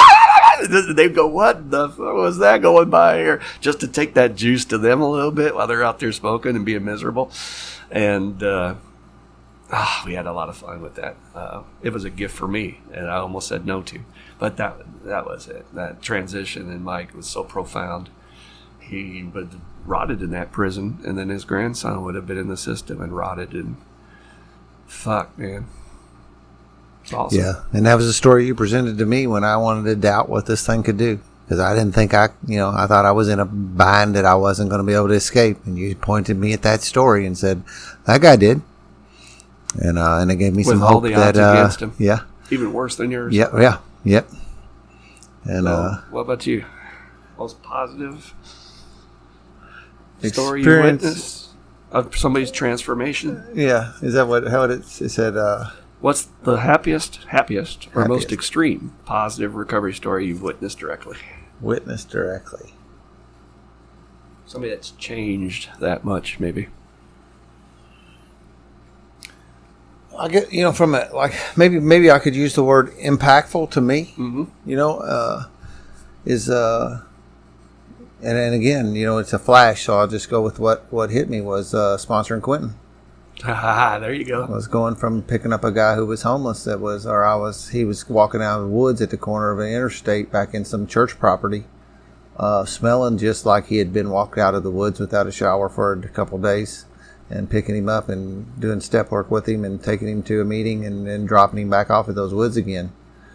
And when he first asked me how'd you feel driving away when you would leave him in the woods like that? Man, I was so many times it's like I have a habit of staring skyward, of like, and with a question, like, really, am I, what do you got me doing here? And in the beginning it was very questionable, and I didn't know, I really honestly, I didn't know. I was like, because I wanted, just as similar to what you said, you didn't want to do it. I didn't want to sponsor him, and I would tell you, I don't know how to do this. I got no experience that relates to this dude's world. Nothing. But I did the same thing with him as I did with everybody else. And, what's trip was, just exactly like I said a little bit ago, that touches me is as when I watch people start honestly and putting their heart behind doing this work, and I see that they've made that shift internally, that they've committed themselves to walking this path. I watch things happen and miracles start happening. It was a couple weeks later, dude was living in a transitional home recovery place downtown, and I had nothing to do with that. I didn't arrange any of it. It was one of the gifts that was given here was I didn't do anything for this guy really. I mean, I gave him a couple bucks once in a while because he didn't have shit, and I'd take him to a meeting and I would work the steps with him. But to watch that transformation of a guy from that coming out of the woods thing to basically to some level being like more or less a man, assistant manager down at one of these recovery homes now. That impacted me of the power of the program. And I like what you said about, because a lot of people get intimidated by the prospect of sponsorship, thinking you're in charge of saving the guy. No, that's God's business. And so what do? You pick him up, you share your experience, strength, and hope, maybe you shuffle a few dollars his way where warranted. That's it. Really, that's it, man. That's all you gotta do. You ain't responsible for nothing else.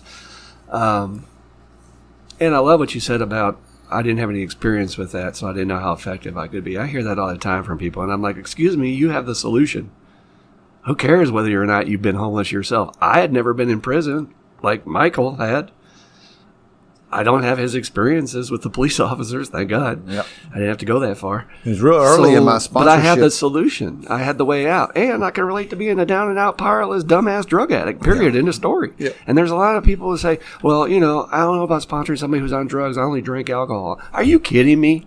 Yeah. Like, what are the parallels? Did you shake coming off alcohol? Yeah, that's withdrawals. Did you puke? Yeah, they puke doing that too. Did you ever drive a car and run it into something? Yeah. It's all the same. And yet they'll say, well, I don't have experience with that. Of course, you have the solution. Yeah, right. Yeah. Who cares about your experience? You can get this guy out of that if he'll do what you did. Yeah. Yeah, and it completely broke that wall down for me, that limitation of that. I mean, it just totally, it smashed it, to use Bill's, that smashed any delusion that there was some wall or some limitation where sponsorship was like you had to say, well, I can't sponsor this guy or that guy because of.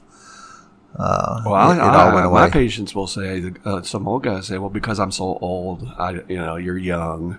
Yeah. Well, are you kidding me? You weren't young once? Yeah. But that's our thing. We build up walls to say why this won't work for us, right? I mean, It's like, well, if there's a trait of let's the even alcoholic. Go there. I sponsored 4 gay men in my time, and I'm not of that persuasion, but that didn't prevent me from being effective for them. Yep. And, I've started sponsoring my first female. Mm-hmm. Through TSSR. Yeah. And I feel the gut in there is that we need strong ladies of our program who already have recovery to come in and help these ladies. And they're dying. They want help. They want to start the process. And we said, well, higher power, what do? We're supposed to be of service. So we're going to step up and do this. Don't judge us. Nobody else is helping them. We're just doing the best we can to fulfill that gap, and then they can become the strong ladies who will be there for the next ladies who come in. Yeah. And she come and ask me, and whom I say no, right? Mm-hmm. I mean, why would I, after going through what I did with Quentin and that, now I'm going to stand and go, well, I can't do this, and I know better than that today. And you're on solid spiritual ground. We have that tradition in our program about men work with men and women work with women for people's protection from people who are not spiritually fit. But if you're spiritually fit, Bill says you can go anywhere and do anything, stay on the firing line of life, and God will protect you. Yep. Plus, you have a sponsor you're accountable to and other people you can refer to if it gets to be a little bit wonky. With one of my gay men, it got to be wonky, and I went to my sponsor, and we had a good talk, and I talked it out with my dude, and it just wasn't a right fit. The other 3 states over. Yep. So, I think you asked me a question now. Is it my turn? Yeah. All right, so this whole TSSR thing. If you could take a national stage, that somebody would invite you to be on a show someplace, where you was going to get one opportunity, what would that be? Thank you, Detroit. Drop the mic. Wow, okay. One opportunity? Yeah, I'd just say if you were going to get to be able to go out, and I'm a little bit detached from like mainstream stuff, so I don't even know where the big place would be where the voice would be heard. Whose audience would be receptive, that kind of energy on, if you was going to pick some place that you were going to get to be invited to go share the TSSR message. You just tagged me. This is going to be a combo. This is going to be a combo round question, because I have a question similar that you can get your response on, that I'm going to give the answer to that and then give your answer to your question. My question that's along those lines was, do you have a secret recovery related dream, something to achieve in the halls of recovery in your future? And for me, that was to speak at the International Convention. At the International Convention, they've just raised the age limit last time we went. Used to be over 40 years of sobriety, which I'm getting close to. Now it has to be over 45 years of sobriety to be classified an old-timer. And the old-timers get to sit on the floor of the Coliseum, wherever we are, with 50, 60,000 people, 70,000, however many people show up. And they get special treatment, VIP, and then there's a drawing. They all put their name in a hat for Saturday night, and they pick 10 people randomly to come up and speak for 10 or 15 minutes. And, of course, they always have to use the cane to pull these guys away from the mic because they all want to share. But I have a secret recovery dream that I would love to do that and address my brothers and sisters for what this program has done to me one day. But as far as a national stage, I guess, if I'm going to be the most effective, you have to go to the people who have the most power. And in the media, there's nobody probably more powerful for influence than Oprah Winfrey. She has the Bill Gates power in that realm, the Warren Buffett power in the financial realm. And she has that Book of the Month Club deal. And I even refer to her in one of my stories in the book during inventory. And so I think she has a spirituality that has evolved over the years. Anybody that watches her can see it very clearly. She's grown tremendously. Yep. She's had a lot of great influences from poets and writers. But I still think there's something she could get out of these 12 steps from really the way we understand and do them that I think could take her spirituality to another level. And I say that with all humility, obviously. It's Oprah Winfrey. She's doing fine, right? But I also watch her still tortured by some of her inner demons on a level that, from a recovery perspective, I sit there and I go, you could really get something out of going through this process that nobody's brought to you yet. They might have brought the 12 steps, but they're not really giving it to you the way we can give it to you in this book and through TSSR. So, yeah, I mean, why not go for the gold? I think she has the most influence to carry it to the most people. If she put her sanction on that, overnight we would have meetings everywhere. Yeah. Well, I asked that partially as like a manifestation type of question. Thank you. Part of that is putting that out in the universe through this. Scares the crap out of me. Yeah, I would tell her so. I'm like, Oprah, I don't know what to say. Yeah. And the same kind of thing, I think we have something in common. I might be mistaken, but I think Oprah was also on both our 4 steps. It was on mine. It was on mine. Oh, good. You'll have to call us, Oprah, to find out what that's all about. And then when you do, you can arrange to have me out and we'll talk and spread this TSSR word.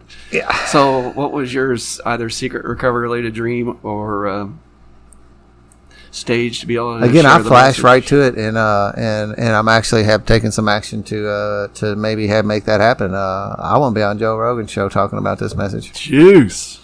I mean, in the world go that with? I live with. Can I go with? Yeah. I'll let you have most of the mic time, but I want to be there. As far as like where I like to play, and I don't know, he's the person who has that probably is responsible for me sitting here doing these podcasts today. No doubt. No doubt. Is from watching him, and from an audience standpoint, he is the king.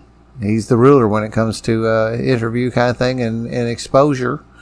And so yeah, and that'd you be actually applied. Yeah, I sent a note already, and and I'm going to be persistent in that too. So as one note, I'm not doing I'm not going to stop. I will be patient, and but I will not stop with one. I'm going to continue to. And I would challenge try. Joe, if you're even one of his guys or anybody bothering to even check out that lead, right? I would assume, I hope that they check out leads they get and not just dismiss people because you're not of a certain stature. But when you're going with people who have a certain stature, you're missing people who could potentially be the next game changer, the next dude that everybody's going to talk about. That's what the TED Talk deal is about. You know, you're going to get that other voices in there, people who don't get the platform to speak. And there's also that dynamic, and I see this all the time in my hometown, where we don't appreciate. My spiritual teacher taught me about this when Jesus said a prophet is never honored in their own land. And that's true. Like in Louisville, when we go look for a new police chief, it can't be anybody from here in town. We got to go way over to Houston and bring this guy in, and he may be jack shit, but he's from Houston, so he's going to be good. Yeah. And we never appreciate what's in our own backyard. And we never appreciate the people who are up and coming. At one time, Joe Rogan was a little guy starting out in his little deal.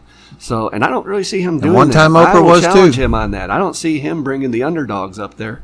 Who he thinks have something to say. I'm not saying bring somebody out here who doesn't have a good talk to have for your show, but somebody you're not considering because, we're going to have Kevin Hart, we're going to have this philosopher, this scientist, and these people are national, bringing the superstars on. That raises your name, but then there's also this philosophy that when you reach a certain level of achievement, you're supposed to turn back and help the next guy, at least in our program. And I think he would honor that. I think he would dig that, and I don't know if we can somehow include that in our approach to him. And again, I'm not just trying to pump this for us, and I know Dan's intentions are pure too. We want to just help other people here. And even Joe doesn't even know about this 12-step message, We don't care you smoke pot, right? That's not the message. The message is development of yourself.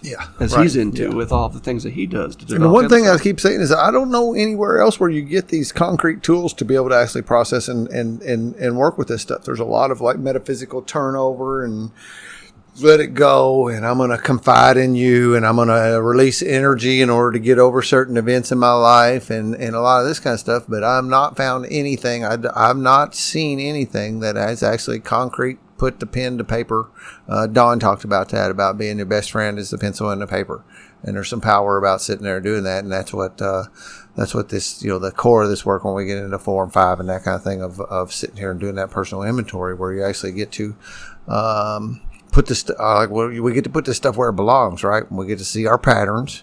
We get to put this stuff where it belongs in the past instead of continuing to carry it with us. We get to clean out that can that we've been carrying around. It's got all that sludge in it that we think everybody else smells. And then I can walk up to my brothers and stuff and know my soul has been cleaned.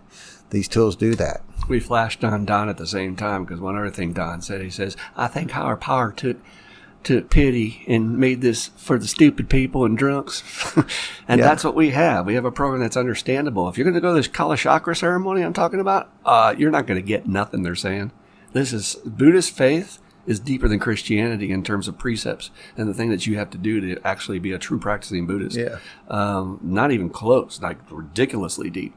So, because that's why a lot of people are attracted to it. And I was too at first. Like, oh, I don't have to have all this dogma and this doctrine like there is in Christianity. Oh, forget about it, pal. There's way more in Eastern faiths. Yeah. And so there is nothing that's as understandable and easy to do than this. And the only reason this book is so big was the details. Like, the devil's in the details. And if you're going to get the full juice that we have, you need to know all these tips and tricks of the trade. And that's why the damn book is so big, folks. I did not choose that. If I read a smaller book, hey, that's great. Yeah, you weren't counting words or pages when you wrote it. You wrote it for the content, and it's complete I wrote it with and thorough. The guide of my higher power, and he said the people who are living in Nowhereville, who don't have access to another person who has this solution, need all the details to be able to do this.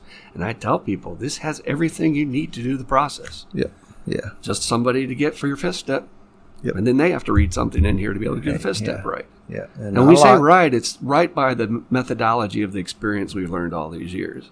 People are out there thinking they've done this 12 steps. It's like, no, actually, there's deeper level recovery. I talked to our friend last night, Dogman, about that because he's curious. He's sniffing, man. He is sniffing hard. I'm not sure he's ready to get off his little stuck stump yet with my energy feel, but he's interested. And he was asking me about it. And I said, well, we go to these meetings and it's right in our face. We talk about it. How people have different levels of freedom, different levels of recovery. And you'll say, oh, that guy, man, he's got some juice. And this guy, he's got so much juice, I hate him. And this guy over here, I'm not going to take my dog to get sober with him. And we talk about it, but we don't ask him, where are you getting that? And that's what I wanted to do in this book, is a resource to say, here it is. Yep. This is what I was given. Yeah, absolutely. I think we're... Cup. We're to hour 40. Thank you for all the questions. We can start speeding things up because I don't want to get to these. Our good friend Nick. How you doing, Nick, out there? How do sober alcoholics become a, quote, fellow among fellows in their normal lives? How do they populate the normal jobs and careers of the very systems and institutions that have sickened them and still remain spiritually healthy? I'm going to read that again. This is like a bonus round question. Yeah. It's real deep. How do sober alcoholics become a fellow among fellows in their normal lives? How do they populate the normal jobs and careers of the very systems and institutions that have sickened them and still remain spiritually healthy? Wow, that's juicy, man. That's like, how do you keep going in your path and then not get distracted while you're going back to your normal life? Because it's easy for us to be spiritual in the halls, right? I can talk a good talk at the microphone and then I have to go out and go slep at my work and do my little shit carrying jobs. I carry shit here. I mean, that's true for me, Dan. I actually carry urine every day. Well, not every day, but at least twice a week over to the hospital. And it's like, yep, I got a master's degree so I can handle people's urine. So it's just part of the schlepping the job, right? So what do you think about that question? Man, that is I wish I could answer it.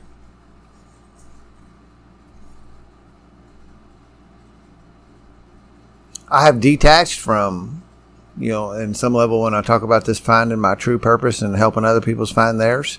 And I won't say that's not for other people, but my own experience is that is getting out of that, is removing myself from that system and institution world to the best that I can, right? I mean, I'm never going to be able to unwind from it because I'm always going to have to be dealing. You're doing pretty damn good. With, but I mean, I'm also get wound into the unemployment circle for a while there. Yeah. And right now I'm dealing with some medical issues with this leg, so I'm wound up into some system and institution stuff. So I can't remove myself completely. But from an occupational standpoint, I haven't done that. Higher Power's done that. But some of us, I think, are also drawn to be that lantern out there in that middle of that stuff, and to be there, and I think, I think our level of connectiveness to our staying grounded in our work, and that's something else, a gift has been handed to me among many others, is this desire to like stay like at a level of connection that's maybe somewhat a lot of people think might be a little crazy, of how connected I stay through these groups and Facebook and other kind of social media things. And I don't really think of our group as a social media aspect, really. I think those are private. That's nothing more than a private room. So to translate, you're saying that I have this connection with my sober recovery friends and spiritual friends that can guide me when I'm in this other world of people who are not connected or spiritual. Right, yeah. And I kind of walk with their glow on me when I'm elsewhere. Uh-huh. Well, you glow, all right. You were glowing last night, and these people who have more time in that other program were coming up to you saying, your energy level is wow. Yeah. Right? Yeah, yeah. And I draw that from others, I think.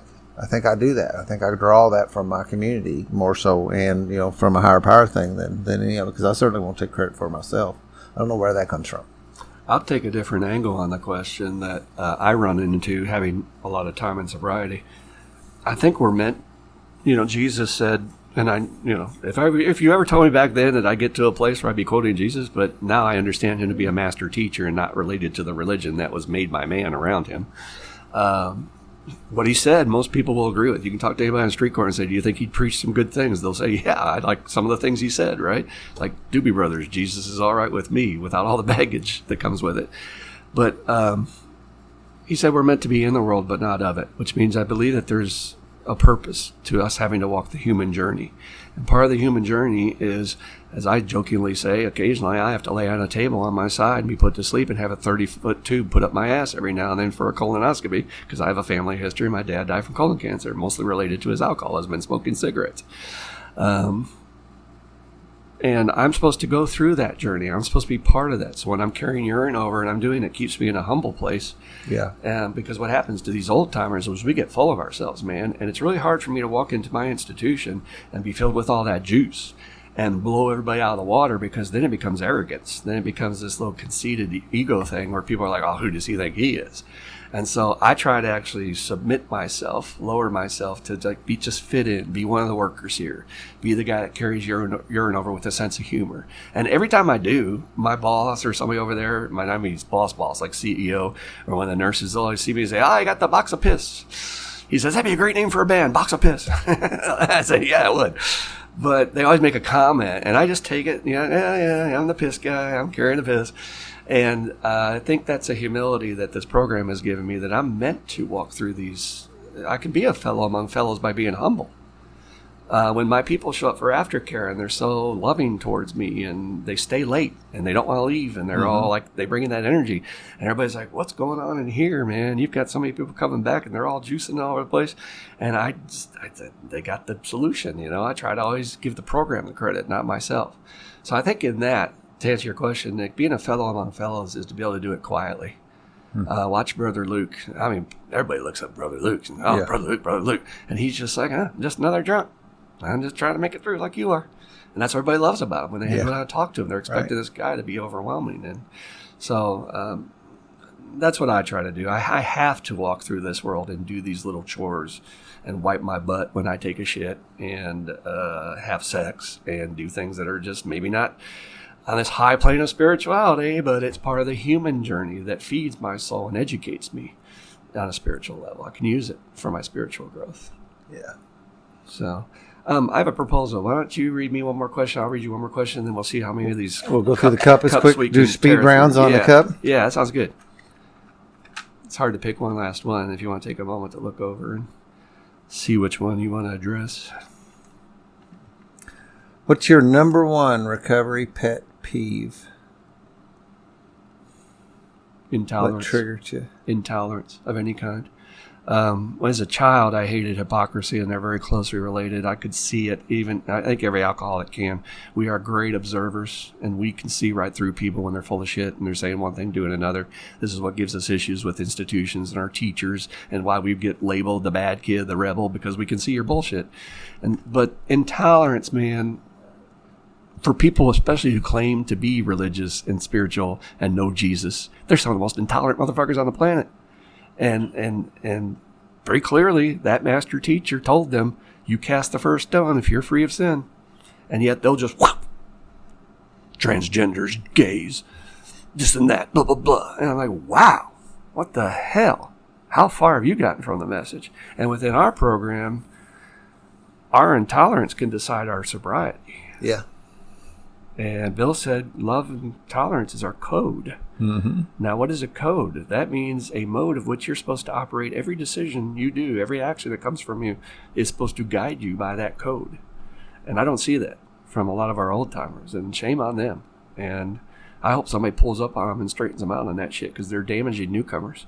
Yeah, I went to that AA meeting, but I said drugs and they jumped my shit. Well, fuck them. You're trying to save your life. And they just consigned you to go out and die, which is what Alcoholics Anonymous went through, Tradition 3 in the 12 and 12, when the first drug addict showed up on their doorstep. And they were, oh my God, he's going to ruin it. These down and out, perverse drug addicts, especially in the 40s. That's when they showed up. And the one guy said, well, fuckers, what would your master do? Jesus, at that time, that's all they knew. They said, what would he do? Would he just cast them out and say, fuck you? Or would he try to help them? And that's what they did. They helped him, and they helped start Narcotics Anonymous, which Narcotics Anonymous does not give AA that credit that they deserve. They kind of hate on AA sometimes. Not generally, I don't make general observations, but I've seen this. And so, yeah, intolerance of any kind, Bill Wilson, our leader, said will kill us. Good answer. Any kind. Yeah. What would you say? I was thinking more of a particular thing that when I hear. So when I asked the question and you answered and I like that the answer comes back not necessarily at the question that I was thinking. I was thinking like a triggering statement, or when I hear something that says something and I instantly like wish that nobody would. Well, one of the things that triggers me more than anything else is when somebody says that their higher power is testing them, especially when it comes to using alcohol or drugs, that they think that they're being tested.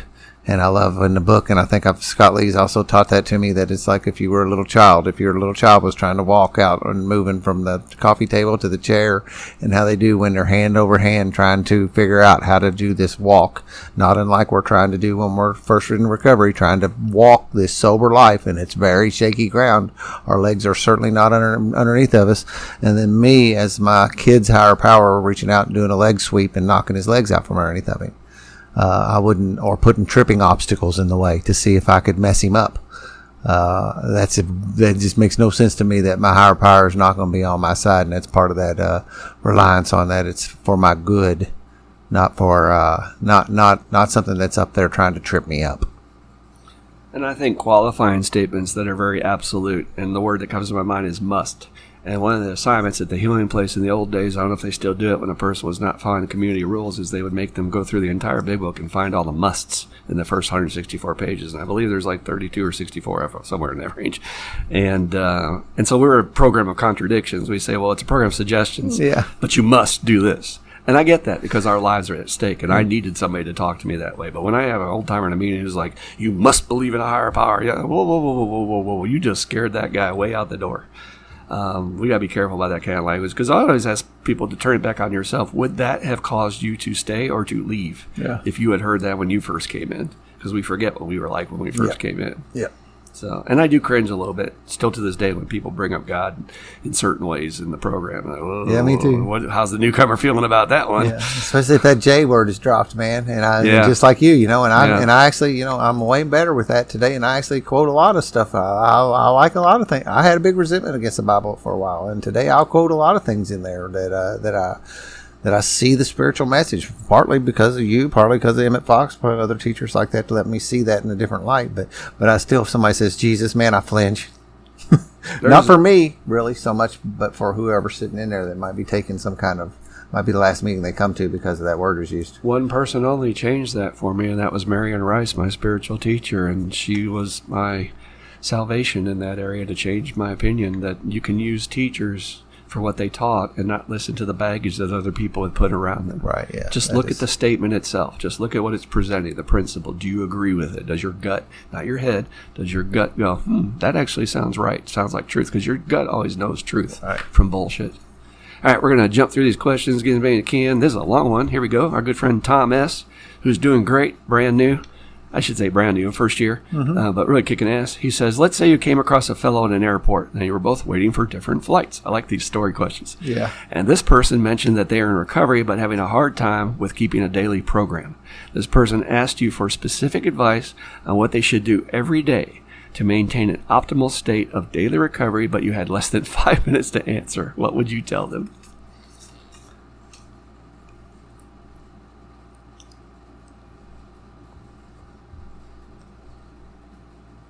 Pondering. Yeah. Well, obviously, prayer, communication. If you're tricky with that word, prayer. I said start out your day with some quiet time to get your connection right before you go out the door. That always helps me immensely to not be in conflict with the world. And then the second thing that immediately came to mind was being of service to others, and that is a wide open arena of opportunity. It doesn't mean you're sponsoring somebody. It doesn't mean you have to take on big commitments, but hold the door for somebody that you see is struggling. Let somebody go ahead of you in line and smile instead of saying, fuck you, it's me first, which is, I find myself falling into that as well. It's part of our programming in this fishbowl in America. It's like, oh, selfish, self-centered, selfish, self-centered. And I like when Robin said that to me there, and I actually said, you're getting in my way. I laughed hard at that. It's like, yeah, I go through life sometimes feeling that way. But if I'm of service, looking for opportunities to be of service, there is no greater thing to keep me in the pocket of my daily program of spirituality. Where can I help out? What can I bring to the situation? Yeah. Something that's important to me, and I think, as far as like something that keeps me grounded, is my connection to these other people. I mean, that's something that I have assignment today. Staying in touch. I have assignment for my new guys today that I asked them to reach out to new people, and I give them people, and I say, hey, you call this guy. I want you to call, sometimes I will like give them 3, and usually I'll like reach out to those folks and I'll say, hey man, I'm getting so-and-so, so they can kind of know that the dude's going to be calling, and that's an assignment that I've asked them to do to start broaden this connection, broaden my safety net, so that I'm not just relying on my sponsor alone for that phone call when I hit that spot that I need some help. There's nothing. I mean, I still say that the phone is the most powerful tool I have in my pocket to help me move through my day, because I can talk to other people and I need to reach out because I cannot fucking do this alone. And one of the most powerful tools that served me over the years, Tom, is switching it up. I think with a daily routine, you get stuck in a rut and you get bored and then you stop doing it. So do something new every now and then, like Dan going on this Mankind Project deal. Add to. Watch a new movie on Netflix that's spiritually based. Read a new book. Go to the library. Just pick something out at random. Feed yourself a new YouTube or a new speaker on a podcast. So it's just not the same old same. We are creatures of habit, and that's natural for us to fall into that, and then we become dry. Yeah. And if you develop this little network of people too, and you ask them, say that's a good way to open a conversation and dialogue. We always call these people and we don't know what to say. I don't have that problem anymore.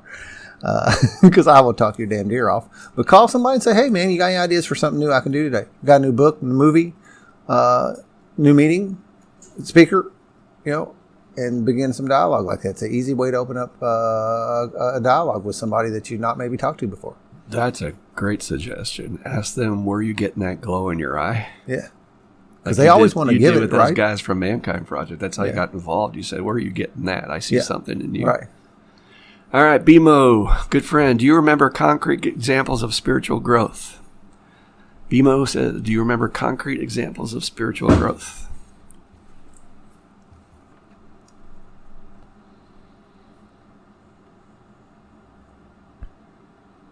I know I grew a lot when I started doing those retreats. Personal growth, because it was like a total giving of myself to somebody else. And at those times, and I choking up talking about it too, at times I left myself and I'm in total service of my brothers. I mean, 100%. I am here like a butler. Kind of fluff your pillow. Are you hungry? You're thirsty? Close the fucking door. Close the fucking door. I get in a complete service mode there, and then I find, so that's certainly one of the places I know is a concrete evidence of spiritual growth, is when I completely leave myself in service to others. And I think for me, it was early in recovery when I decided to go to that spiritual group, Key to Life, where I met Marion, my greatest teacher, and it almost didn't happen because I saw this guy in my group who was on fire, and I wanted what he had, but I was too afraid to ask him. And then when he told me what it was, my mind shut it down and said, oh no, that's some sort of cultish, weird ass stuff. Yeah. And I would have prevented my own juice. So my spiritual growth is fighting through that and saying, yes, I'll go. Yes, I'll try that. All right. We got, here we go. These things are hard to unfold. Dan did a good job of hiding them. All right. Tony, Killer. How do you know you're on the right path spiritually? It's another one of those things, man. When we talked about that a little bit earlier about God's will thing, right? It's when I'm in the flow is my best thing. My favorite saying today is when my compass needle is pointing in my true north. And I feel that because the rails start getting greased and things begin to be easy. And I'm not fighting to get there. It's my biggest, easiest thing. And it's so... it's the thing you got to build, you know. It's the thing that comes in tune with you for a while. Because I know when I'm not feeling that, man, it is time to retreat, you know, and go sit and be still or something. Because that fighting world is just not for me. And for me, to keep it on a more practical level, which your answer is absolutely perfect, I love it, is I call my sponsor. Yeah. Because I've got a couple of guys right now. One of them keeps saying I, and then he admits, I know I'm saying I. It's like, dude, why aren't you calling me? This is a we deal. And then I got another guy who I gave a specific direction to last week. And he came back to me and said, well, that went bad. And I said, yeah, did you call me? I told you to call me about this. And no. So to know you're on the right path spiritually, call your sponsor. Yeah, right. Yeah. Check out what you're doing. Yeah. Ask him for his suggestions. Perfect. And then higher power can work through him because he's an objective person and give you insights you don't have. Yeah. Great answer. Reaching in the cup here.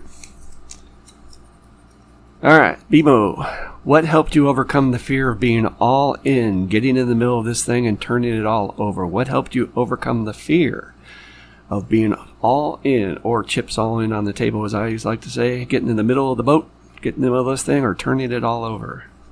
And I got another one of those vague answers in a way. You know, I was pinned into putting my chips in the middle of the table in the first place. I'd say I was backed into a corner. I didn't see any other escape route, and I really didn't think this one would work. But I'd had some stuff with recovery in the past, and it looked like the only fucking avenue available to me. It really did. It was like, oh, okay, do this or go to prison. There's your choices, buddy. And I was convinced that I was going to prison. So that first started me. So it's like a two-step question. I was forced into it. I'll say my first and second steps were forced upon me at some level in an observatory watching it, you guys, because you presented me with a man who had 50-something felonies and had escaped this thing. Heard some other people say, I'd never seen a guy go to prison who had worked these 12 steps. I started looking around. I'm like, yeah, I don't know, me neither. So the next thing chips all in was seeing this happy, joyous, and free, and starting to get this feeling that there was more to it, and going, man, if I put this much into it before, it appeared to me that my level of recovery was as much was related to how hard I was going to work at it, and working at it was putting my chips in the middle of the table and going all in, and not keeping the webs, my safety nets connected to outside. You know, when I was able to actually drop those off of the other things and bring them all to the middle of the circle and saying, okay, here's this is where I'm putting my commitment. I had a twofold answer too, because at the beginning I had no options either. I told you about being homeless or doing this deal, so it was easy for me to choose the deal because I'm not a homeless dude. But later in life, when I found this solution at 18 years sobriety, I had a complete shift of reinvestment and getting in the middle of this thing when I had a message to carry. And that came as the result of these new sponsors, these new teachers coming into my life and giving me a conviction in the truth of the power of this thing, that I was like, I can stand firm on that. And I watched that last night in the Mankind Project, when these people would stand firm with the talking stick and say, what I have is of importance. It has depth and weight, and I'm going to honor it and share it because this is valuable. And I didn't have that before. My message was really all over the map. But when I had a solid ass message of fucking real recovery, that's when we started doing the prison thing and I gathered my little dudes around. We were the Holy Rollers. I didn't have that before. I did not have that boat around me until I started sharing it with others and sponsoring people. And that's when you really develop your team. When you're sponsoring a bunch of people, you're so in the middle of it that if you jump out, they're going to be like, whoa, where are you going, dude? Yeah, it does really anchor you. I mean, and if nothing else, is there some, the great deal of accountability that I feel today to those guys. I owe that, like I simply won't let them down. What's our time limit? I don't know, man. I don't know that we got a limit. We're 2 hours right now. Yeah. Well, I don't have a limit personally. I don't have. I didn't I'm know not if you had to against the upload wall. a certain amount or whatever. No, I can kind of compress it and get down. So I've been. We're getting down on the cut. Yeah, so I've been nice. I've been in 2.5 hours real easy. And I'd say about 6, 7 more. Okay, we got time. All right. Given the importance, this is from Mark B. How you doing, Mark, out there? Thanks for the question. Given the importance that AA places on singleness of purpose, how does TSSR embrace this or not, and why? Singleness of purpose, which you might want to explain to the readers what that is, or the listeners. I don't know. Actually, it's kind of funny because the place I was at, we read it, and they read 3 or 4, I don't know, it felt like 9 statements yesterday in this meeting about the importance of singleness of purpose. And I won't discount that. I heard it. I hear what they're saying. I hear what they're saying. They're saying that Alcoholics Anonymous has a singleness of purpose. And what I heard is... Which is to help other people carry the message and help other people recover from alcoholism. And we don't go around trying to get you to quit smoking cigarettes, and we don't try to get you to stop doing drugs, and we're not going to fix your marriage, and we're not going to fix your car, and all those kind of things. That we're going to help you stop drinking. That's what we're going to do here. Which I can respect that. And what the message I heard yesterday that just came while I'm sitting there was that yes, this group, has that as their singleness of purpose, and they can keep that as close to their heart as a home group and as a group as they want to, because every group is autonomous and they can do that at their level. Second to that is AA that is the tradition in AA. It is. But that doesn't mean that I have to operate outside of that room. I will respect it while I'm sitting in that room. They've asked me to do that by the readings and things. And frankly, I didn't share. Because I don't know that I can share and adhere to their level of singleness of purpose at the level they asked me to. So I will sit and be in their meeting. But when I walk outside of there, gloves are off. I'll carry my message my way. I think people complicate this too much, and I don't think Bill meant it to be very complicated, because he says very simply, our primary purpose is to stay sober and to carry this message to other alcoholics. The reason being is that AA had found when they first started out, they believed they had found such an answer to life that it would have been easy for them to get torn in this direction and that to try and save the world, right? And so they said, well, first of all, that's dangerous. Drunks trying to save the world. We're probably all end up getting drunk. We need to maintain that humility, and we're going to water down our message, which, we need to keep it on recovery. But I also have a bone to pick with people that say AA doesn't guarantee you won't get your job back and you get your wife back. We don't guarantee that. But if you go up and ask that old guy if he got his wife back, or if he got a better wife, or if he got a better job today, he'll say, well, of course. I don't understand that. Why are you not preaching that message of recovery, of your experience, strength, and hope of what directly happened to you because of this thing called singleness of purpose? So it gets a little bit muddied over the years. We just need to be sure that in meetings that are dedicated, and specifically in AA, they address this. Open meetings are open to everyone. So if a person comes in there and says, I'm a drug addict, I'm sorry, you're against the rules if you jump their shit. They have closed meetings for alcoholics only. But open meetings are open to anyone to come in and ask questions and learn about recovery, because Bill said our biggest danger is to become a closed society. Yeah. And for anybody, it becomes cultish when you're a closed society. Say, oh, well, only you can come in here, and you can't because you're going to talk about this. In open meetings, that was the purpose of an open meeting. In TSSR, we do have a singleness of purpose. Our singleness of purpose is to address our own spiritual sickness by working the 12 steps and to carry this message to others who might also be interested in the principles. And we say in our own readings that the only requirement for membership in TSSR is a desire to learn about and maybe try the 12-step principles for oneself. We want to create a format where people can come in and not be pushed. They didn't push mankind on me last night, but there was a strong message carried to me that when are you going to do this? And your leader do that you were praising. And he didn't do it in an offensive way, but he came over and said, when are you going to sign up for the next one?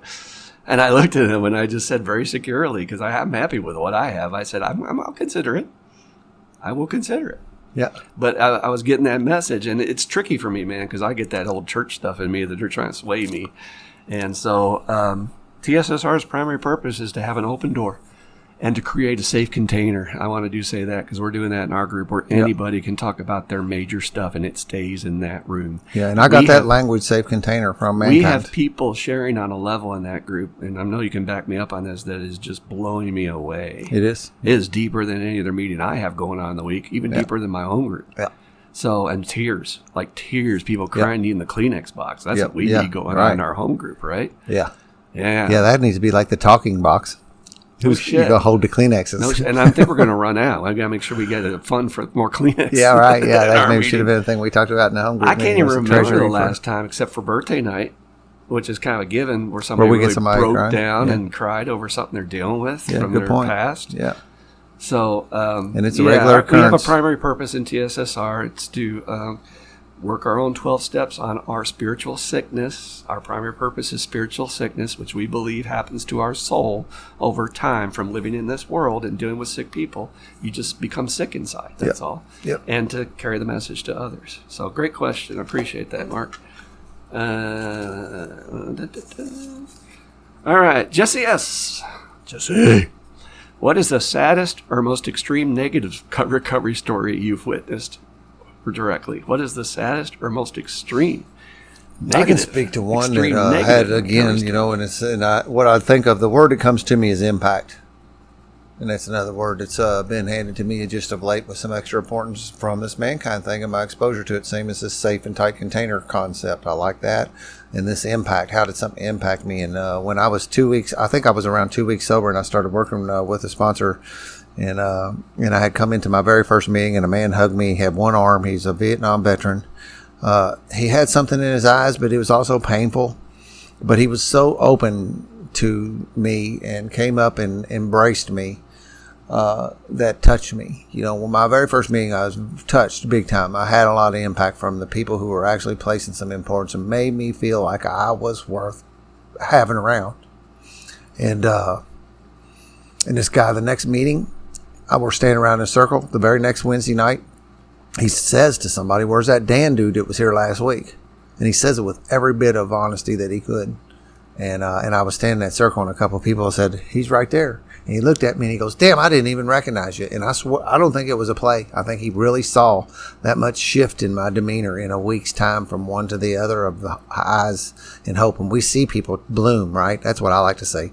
You're kicking your shoestrings, and you watch people almost like a flower go from like the head of a flower down to raising up and allowing the sunshine to shine down on them. And at some point you're in some thing of that. So to fast forward on the impact, a couple of weeks later, I sit down with my sponsor, and we worked before this meeting, and I was sitting I can still remember exactly where I was, almost like Challenger explosions or towers. That kind of remember exactly where I was at. So I need to tell you something. He said, Joe came home the other day from work, stopped and got a bottle, and he went in his basement and he blew his head off. And that was, that brought this thing home on a level that I really needed. Because it helped me understand the gravity of that. This wasn't some game we were in here playing around trying to not drink between weeks. That people were fucking dying. And I've said time and time again, I've never known death like I know death after coming into these rooms. Because somebody I know or somebody I know who knows somebody is dying every week as a result of this stuff, because of this disease. And we talk about in recovery this dichotomy we experience almost on a daily basis, that this is a deadly serious business. And then Bill says, however, there's an immense amount of fun to it. Yeah. And this is after he tells a story in the book about the guy that stuck his head in the oven in his house. Yeah. He was took in, who killed himself. And I think Lois found the dude. Yep. Can you imagine Lois going through that? So I have so many. I think I mentioned, these are short mentions. One, this guy named Frank in our old home group had lung cancer, and he went through hell with this. And they told him he only had 6 months to live, and he lasted 17 years. And some days after chemo, he would come crawling into the group, and some days he would come in better spirits and better shape.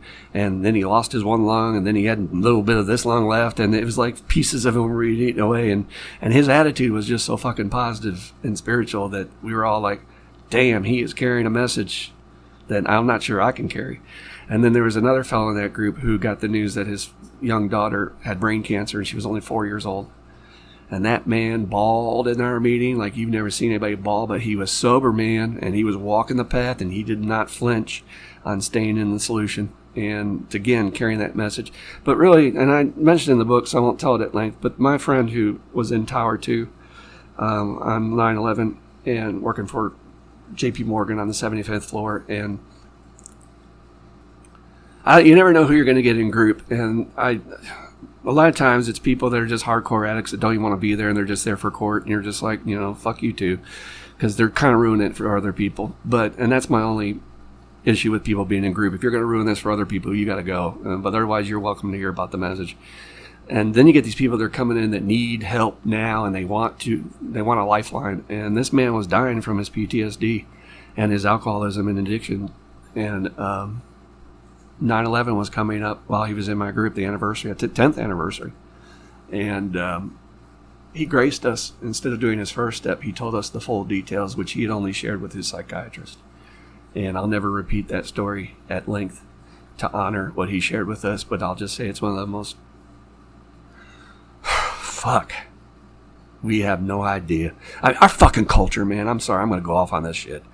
We glorify violence. We glorify fucking war and all that. So fucking ugly fucking shit, right? And then people will come to me and say, oh man, that one episode of Walking Dead where Glenn got his eyeball popped out, that fucking killed me. I say, you fucking idiots, you know why it killed you? Because it was real. That is what violence looks like. It's the most stomach-turning, fucking nauseating bullshit on this earth. And when I was in that group with my soldiers for PTSD, you fucking see what they're dealing with and what that does to your spirit and how you can't just fucking leave it on the battlefield. You're an idiot. And you say, oh, I can't wait till their time comes. We're all fucking apocalypse. We shoot. You're an idiot. You don't even know what you're talking about. It's repulsive to the human spirit. It goes against everything we stand for. It is not glorification. It's ugly. And so when this man's telling this story about what really happened, not sanitized on some television screen with some news announcer with pretty hair telling a bullshit story, fuck, why do human beings have to suffer and hurt that much? And this man was beautiful, and he had so much to share. And he made it through that group, and he made it sober for 2 months. And then I fucking found out he died from his fucking Xanax that his goddamn psychiatrist was giving him just so he could survive. Yet it was the wrong thing to give this man. And then I went to his funeral, as I've been to several of my patients' funerals, and his sister came up absolutely grief-stricken and pulled me aside and almost screamed in tears that this motherfucker didn't tell me that he was going to do this. And I live in Florida, but I would have walked on my fucking knees here to Louisville to help him. As I heard so many people who were present say that and how much love this man had for her, and he could not feel that. He could not feel the amount of love he had around him. And you're powerless. You're absolutely fucking powerless to help anybody because they have to walk their own journey. And this world is missing something major from him not being here. And I wish I could have helped him further. And that's the most negative recovery story I have. Although I have a ton, just like you, people blowing their heads off, guys jumping off bridges. Yep. One guy jumped 10 stories off the fucking downtown hotel of downtown Louisville. And God, I would sit there and say, that's a fucking way to go, man. You are fucking angry at folks looking fucking shit, dude, to go that way. Gun violence is an angry statement alone, but you're going to jump off a building, get smashed to a fucking pole? Fuck that. Yeah. But that's the reality of our disease. It's ugly is. and it's real and it's addiction. Let's stop dressing it up, man. It moves me strongly, as you can tell. Yeah. All right, we're getting there. Nick F. Hello, Nick. What does God's will mean to you, and how do you practice it in your daily lives? Nick F. What does God's will mean to you, and how do you practice it in your daily life? Yeah, there's a number of those questions in here, and it tend to come from people who are like early in our path, and that is a big question, right? Because it is. It just seems some obscure deal, and we talk about it, but what's that really mean? And the problem is there's just like there really is no answer for that, right? It's an experiential thing for me. It's actually hanging in here and allowing this process to work in my life to a point. What we say, trust the process and walk it out, and don't, and then use all the other tools that we talked to you about, so that you can stay. Because that's one of my other favorite lines was, and I think it's Joe Hawk, which is speaker. So he says something. He says, these meetings and this stuff that we tell you to come to, That is not really what we're doing. We're not wanting you to come to these meetings all the time. What we're wanting you to do is come to these meetings all the time until we can get you a sponsor and through the steps so you can have your own vital spiritual experience. So then therefore you lose that desire to need the other substances and stuff and have this other purpose-driven life going on for yourself. You know, the meetings are just a tool for that. So in the same realm, it's like trust the process and keep going. You know, how do you know? You will know. Can I give you the answer to that? I can't. I can't give you the answer to that. Best answer I've heard, and I know you've heard this too, is when somebody says, I definitely know what is not my higher Yeah, I power know as well. that. And you'll get that little gnawing in your gut that you're like, okay, I'm off the beam. I probably shouldn't be doing this unspiritual thing. And you will. You're a human being. You're going to make mistakes in recovery. Yeah. It's totally okay. Just report into your sponsor. I Say, I did this. I I need to tell you I so did badly this. wanted to chase after something not too long ago in one regard, but I knew it was not the direction I ought to go. I just knew it. But man, it was hard And yet to not you had stop. that freedom to go have that experience Yeah. and make that mistake.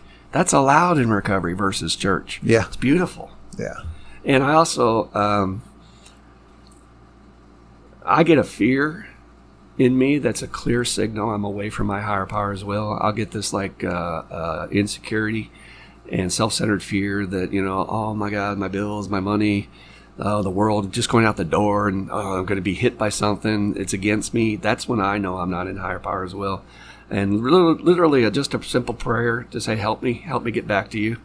And then suddenly I'm okay and running through life just fine. But when I start getting fear, when fear comes in, I know I'm off the beam. Yeah. Yeah. With higher power as well. Short question, Tony K. Killer. Best ways of letting go control. Best ways of letting go of control. Oh, do you mean like Tyler Durden screaming at the dude in Fight Club when he says, let go, when they're in the car going off the road and he wants him to let go of the steering wheel? Good luck. Yeah, that's another one of these concepts and these things that's just hard to like get around. You know, one of the ways I let go of things is by doing that release of energy like that yelling, that venting. That is the best way for me to actually get past something, is to fucking feel it for a little bit. Because as long as I'm like trying to do some kind of like hold it close to my heart and let go of it, I can't do that. I got to do a little puking, crying, screaming, cussing.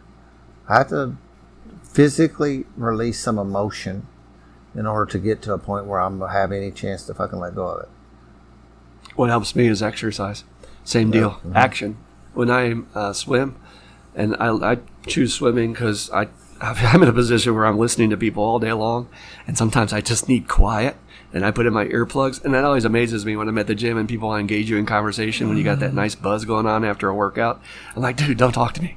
And I can come off kind of brusque, you know, and they think, oh, this guy's an asshole, right? But really, I just want my meditation time because I'm really chilling after a good workout. I mean, and sitting in the sauna or, you know, and just chilling, just sitting there, just relaxing after that big workout. And going for long walks, I think can help immensely to get that reset. Physical activity for sure. Out in Something, nature, but out in nature. Yeah, because that'll give you the solitary side of it too, where you don't have the fuckheads wanting to talk to you.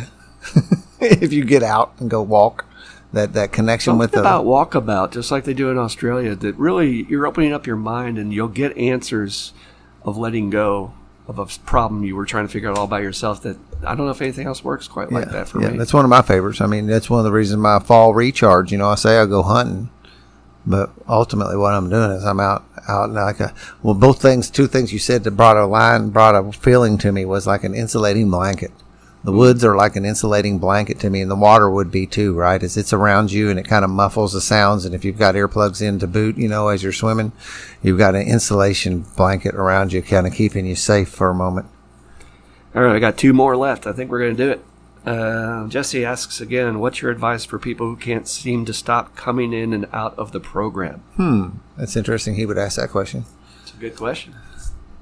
A lot of us have experience with that, coming in and out of the program. Man, you know, I mean, it gets back to that again, man. Some of these things are so I can't even think of the word around it, but they're so Basic? delicately. I mean,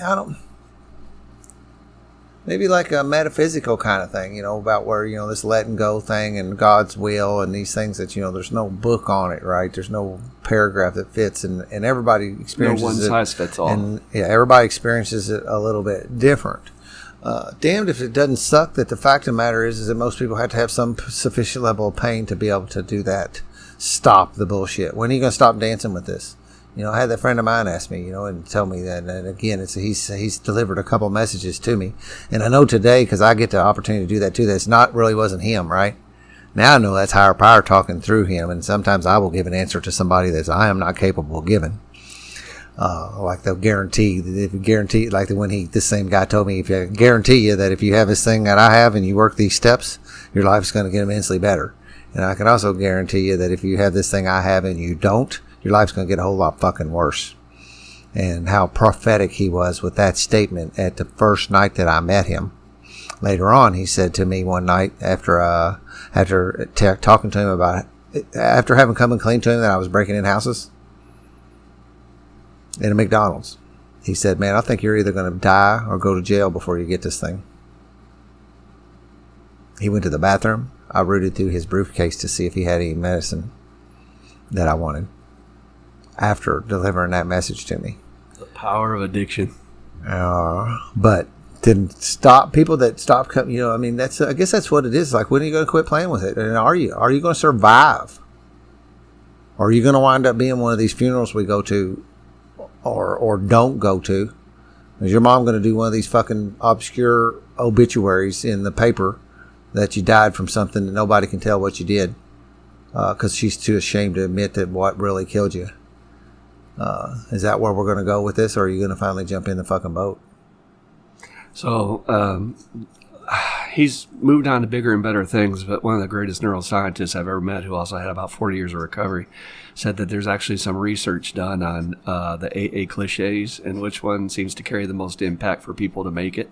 Can you imagine which cliche among all the cliches we say that the dumb alcoholic remembers and it actually saves their life? Keep coming back. Yes, that's the one. Keep coming back. Don't give up. Don't let your ego get in the way of you getting back in the door and being just like the rest of us, because we all failed. Do not look at the old timers like they're not big failures. Bill Wilson was a big ass failure. Dr. Bob was a total failure. He's about to lose his practice. Yeah, total failure. Yeah. But for me, my spiritual teacher, Marion, gave me this lesson. She said, and I was so torn on this too. I was like, well, I don't know what I'm supposed to be working on. And I want to do this. And I want to do that. I don't want to work on this. And she said, I hate to tell you this, but whatever keeps showing up in front of your path, in front of your face, that is your divine destiny, what you're supposed to be working on right now. So if you're an alcoholic out there and you keep ending up in prison, jail, overnights, whatever, you keep ending up, and your wife's about to leave you, and all, that shit keeps showing up, but you say, no, I want to go over here and work on it. I want to be this.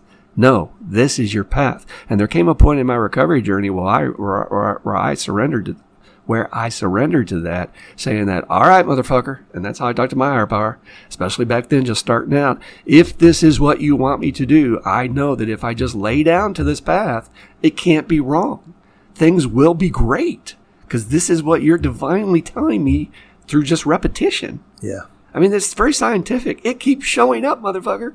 This must be what you're supposed to deal with to get to that next thing. And you are never going to get to that next dream that you want to work on if you don't deal with this first. Yeah. Great stuff. Last question from our boys, and then we'll do one more from each of our lessons. We'll get out of here. What moment provided the biggest aha revelation about who you are or how you should live in sobriety, and how did and does it help sculpt you? What moment provided the biggest aha revelation about who you are and how you should live in sobriety, and how did and does it help sculpt you? That's a deep one, Tom. For a new guy, you think some deep thoughts, bro. Let me read it one more time. Where I get hung up on, my mind goes, because it seems to always be like a cumulative thing, and I really don't think of it's really hard to grab a moment, and except for like what shoots, sometimes things will shoot in my head, like the thing about the my Japan trip, that just flashed in, and sometimes it's just so hard because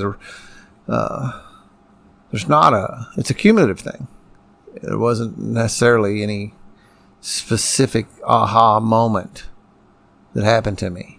I do recall that and it's almost cliche-ish, because you just sometimes you walk into the shit and you're like, after the fact, you're like, really? Did I just lob that softball, But I do remember talking to you one day on the phone, and I did my normal thing. I was joking around, we talked about 2:00 in the afternoon almost every day for a long time. And I remember, how you doing? Doing good, man. Man, I don't know what's up, man, but I just feel fucking good. I just feel good. Everything is just going, everything, and I just couldn't, was just in a mood of elation, and it was continuing to carry on. And you asked me, you said, "Are you about halfway done?"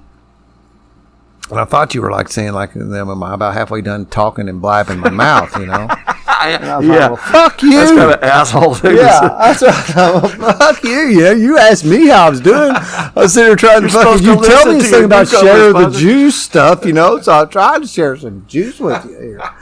And what you were saying too was in reference to the fact that I was someplace in the middle of my amends, someplace in my amends process. I don't know where I was at, but yes, I was someplace in the halfway done kind of, or before I was halfway done. I think it actually says before we are halfway done, we will.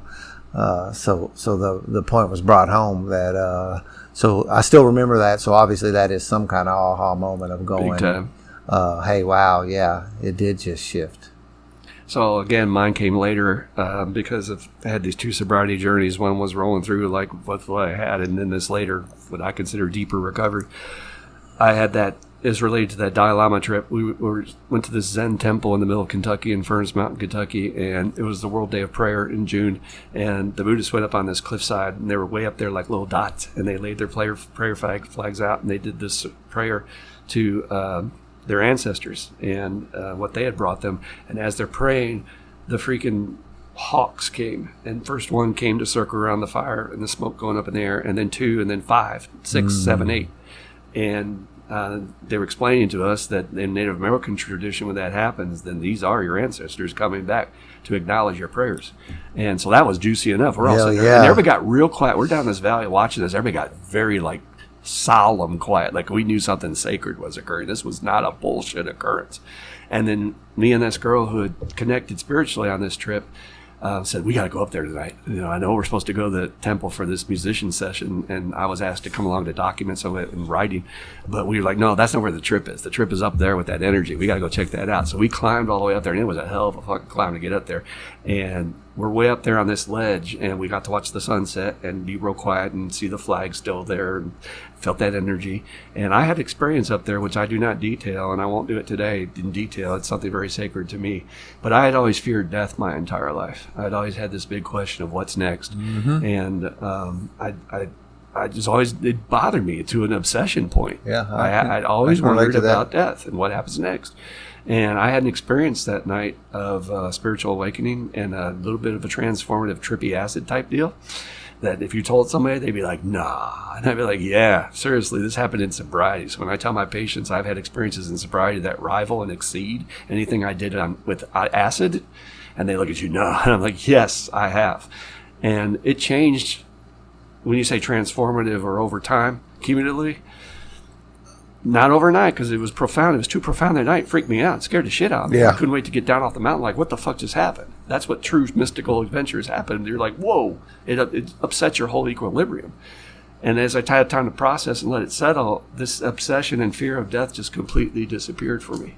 It just went into the background, that I knew that there was more than this life. I had seen it. I had seen the people waiting for me. I had seen the safety in that. I had seen the support, and that you weren't alone in that. And a lot of other things. I don't want to get too deep in it, but it answered the question for me. And I'm not saying that I don't have the natural human fears. Like, I don't want to die tomorrow, and I'm scared. I'll be as scared as anybody probably on my deathbed. But I don't have that obsession. Yeah. I'm living today instead of being thinking about that all the damn time. Those have left me, I used to have dreams of it. I had a real obsession with death when I was younger. I also had a reoccurring dream of being chased all the time, running. In the word, just to exhaustion, like being chased down like an animal by some force. I didn't know what it was. Those things have left. I can't think of the last time I've had those kind of thoughts and dreams. It's been a long time. One of the other aha moments was coming off of that 9 months of, because I was sentenced to a year in home incarceration. They actually let me off in 9 months. And I went to this day reporting thing, where I just had to call in every day, which was no big deal because I was already calling you every day. I call her every day too. But the day that they took the ankle bracelet off of me and I turned in the equipment, I had my car loaded, ready to go to Fargo. I hadn't been to my camp, the place where we have the retreats at, for 9 months. I hadn't been allowed to go down there. I tried to work some angles that I had this place in the country I needed to go check on. They said no can do. And I have, that's the longest in the place with this fall makes 20 years since we built the place. And that 9 months was the longest time I'd been without going down there. And that place is more sacred to me now than ever, but it's always been very, very important to me. And, waking up that very first morning of going down there, I was able to go down and spend 2 weeks that first day of getting out and climbing up in a tree and watching the sun rise that morning, was that daybreak broke to like a whole new awakening that day. I remember that moment too, as you were sharing about the mountain and the hawks.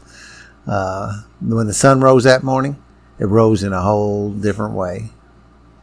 I believe you sent me a picture. Yeah. And you were in bliss, is what I was taught it's called. You're teary-eyed and smiling from ear to ear. Yeah.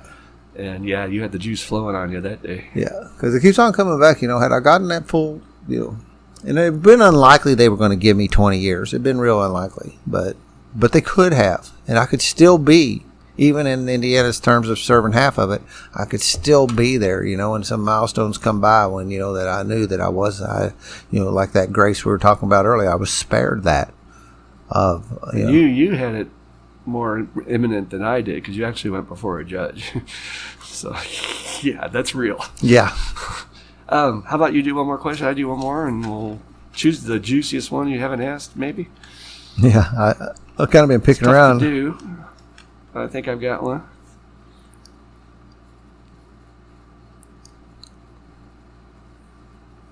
If you could bring anybody back or anybody alive having to do with recovery and spend a weekend with them, who would it be?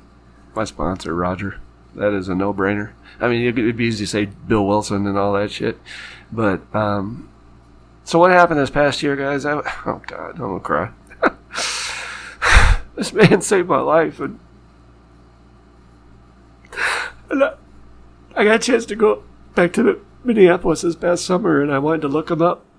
And I've already been able to go back with this deeper level of recovery. One of my questions in here is one of the most rewarding amends you've ever done. And one of the ones I've ever done was actually being able to go back and more thoroughly thank him. I've thanked him time and time again. He knows how much I appreciate his presence in my life, but I really needed to emphasize. So I went back and found him. I got to do that. It was very special to him and me. And I'm looking to find him because I knew where his business was, but I also knew he had sold it. And it's been very successful. He'd done great in sobriety. And I found his wife's obituary. And I was like, oh, shit, I didn't know Dee Dee had passed. And so I read the little blurb, and it said preceded in death by her husband. And I was like, oh, motherfucker. Fuck. Yeah, I man. missed that. And it happens. It's distance and time, and we had not really stayed in touch, and it just happens. Yeah, in different localities, You're going to find this, man. You stick around, you're going to make a lot of friends that you just lose touch with. And broke my fucking heart. But, yeah, if I had a chance to get Roger back and just kick it around and show him what we're doing, he would just... But Roger was he was a smart, wise ass. Always joking, dude. He had a wit about him that just could just cut you, and he always grinned. He had that little sly grin. He just look at you and cock his head like, he was like and I think that's what he would do if he heard about all we're doing with the podcast and this program and TSSR. He would just sit there and grin and go, "Look at you, what the fuck?" Because he always had a humility about it. I was like, we're not supposed to do this, guys. No, we're just a bunch of drunks, man. And he was a drunk auctioneer. And there's a lot of drunks in the auctioneer business because that's how they get all liquored up. And he was very succwell. We did, made a ton of money. But God bless Roger. He saved my life. That's why I want to come back. How about you? Man, to come back, I don't think mine is to come back. So one dream I have had that's a reoccurring dream is I have dreamed of spending time with Scott Lee. And I think some of that's from going to sleep with speaker tapes playing. But, yeah, I would, if I was going to pick somebody today, Premonition, maybe? Yeah, maybe. We have some things in common because he shares a story about taking a little boy fishing on one of the stories, and it really, really touched me because canoeing is one of the things that I just want to. It's not one of them true. You look back and you find these spots that you're like, man, I've always felt that true north compass pointing into my true north, my internal compass pointing to my true north. I'm in the flow, and it's almost literal in that case of when I'm drifting down a stream in a canoe. And just barely having to paddle, just kind of keep the boat pointed in the right direction. You're not going anywhere. You're just letting the current carry you. And that's what you do a lot of times when you're fishing these little streams. And he tells a story about doing that and the rain coming down on him. And I connected big time when he shared that in one of his, or in a few of his talks in there. And so, yeah, like if I could even pick like what we would do while we were, I'd like go smallmouth fishing on one of these streams, either here or there, if I could pick. Hopefully we can work that out. Get him on the show one day. That would be We're very working cool. on that. Yeah. So stay tuned. So my last question would be the first question I actually wrote down. If you could, we've kind of talked around this, but try and challenge yourself to bring an answer that maybe we haven't discussed. If you had to choose only one, what is the greatest gift in your life that you have received from doing the 12 steps? If you had to choose only one, what is the greatest gift you've received from doing the 12 steps?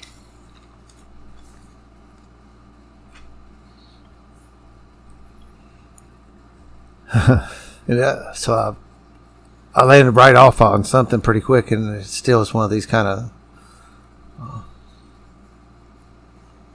I have found my voice, and I know it's a little funny, like because it's here on the podcast and that. But as I move throughout my life on a day-to-day basis, I have found the ability to be me without wearing any masks and just let me shine. I have found my voice. I have the same exact answer. I call it finding my truth and being able to walk it. Yeah. And my entire life I was an actor, and I wasn't even realize I was doing it. And it takes a lot of work to do that, and you're very tired at the end of the day of giving to try and be what this person wants from you and this person wants from you, and all in the sake of being approved of, seeking approval and wanting them to like you, and then maybe I can use them for a favor later. It's very agenda based and manipulative, but being comfortable in my own skin and knowing what my truth is and that I'm enough. That what I'm doing is sufficient, and perfectionism in my family was a hard message that had to get over, that you don't have to be more than the gifts you were given. The gifts you were given have unique value to this planet, and finding out what those are and being able to walk them. And I still get hurt as a human being when people don't approve of what I do or say, and they make comments or they are just outright mean. There's a lot of mean people. I like the bumper sticker that says "mean people suck." Yeah. And I know that's sickness-based, right? They're not uncomfortable with themselves, so they have to say something about somebody else. I don't find myself doing that today. I very rarely downplay. I might think in my head, that's natural for human beings, but I don't word it and go out in the parking lot and just, this motherfucker. I used to, but I don't have to do that anymore. But being comfortable with who I am and my truth, I'm able to be more effective to start this program. And don't you think that as an alcoholic, there weren't a bazillion voices in my head saying, what will they think about you? Little old me, and that's so important. My reputation, this motherfucker, who's he think he is? What is he doing? He's the primary purpose, all that bullshit, man. When the bottom line comes down to, who are you going to help? Yeah. Who gives a fuck what they think about you? If Jesus had worried about what the fuck they thought about him, he didn't. He went all the way to the death chamber with it. I have a message to carry, and that's more important than me and little old me. So knowing my truth, and you can get that, folks. That's why I wanted to end on that question. Everybody can get that.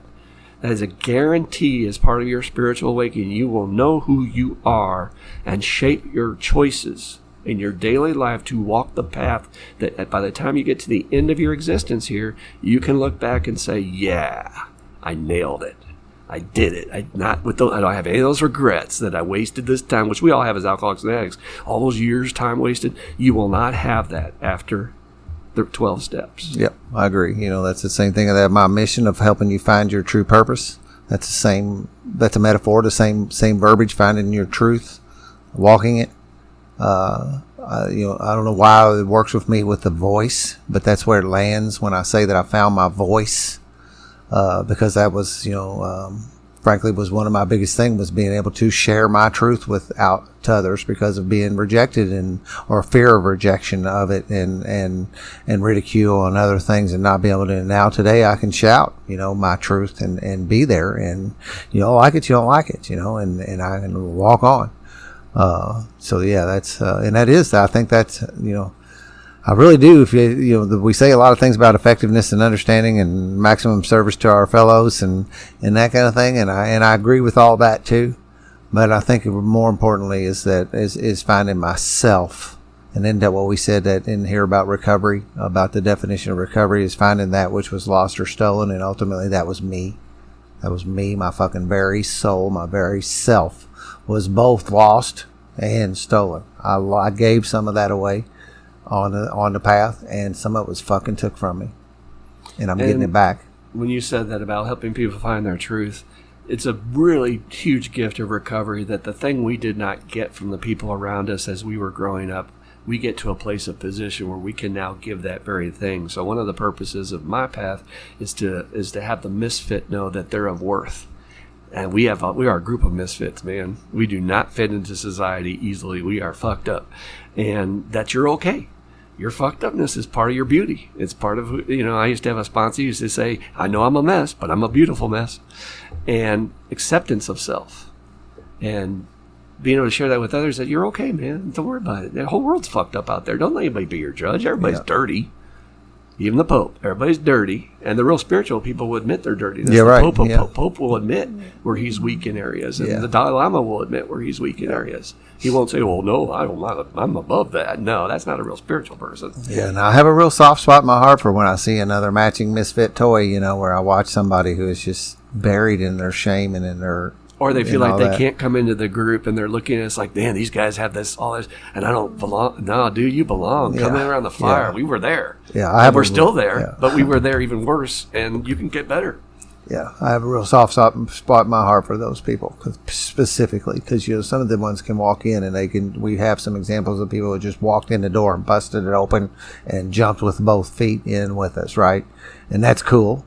I will welcome them just the same. But, man, where my heart lies is for the guys who can't fucking find the damn doorknob. I got in a conversation with Greg. We were both coming out of seeing Darren. We ran into each other twice, so we knew that was a sign we were supposed to chat. And so we're out in the parking lot, and he's getting these deep spiritual questions. I love Greg. He gets real deep real fast. He just no foreplay. He just goes right for it. And he says, well, let me ask you a question. Wait, and that's how he starts with, let me ask you a question. If you're listening, Greg, you know what I'm talking about. And he said something about Jesus, this or whatever. And I said, well, I'll tell you what. There's this scene in this movie, Religiosity, with Bill Maher.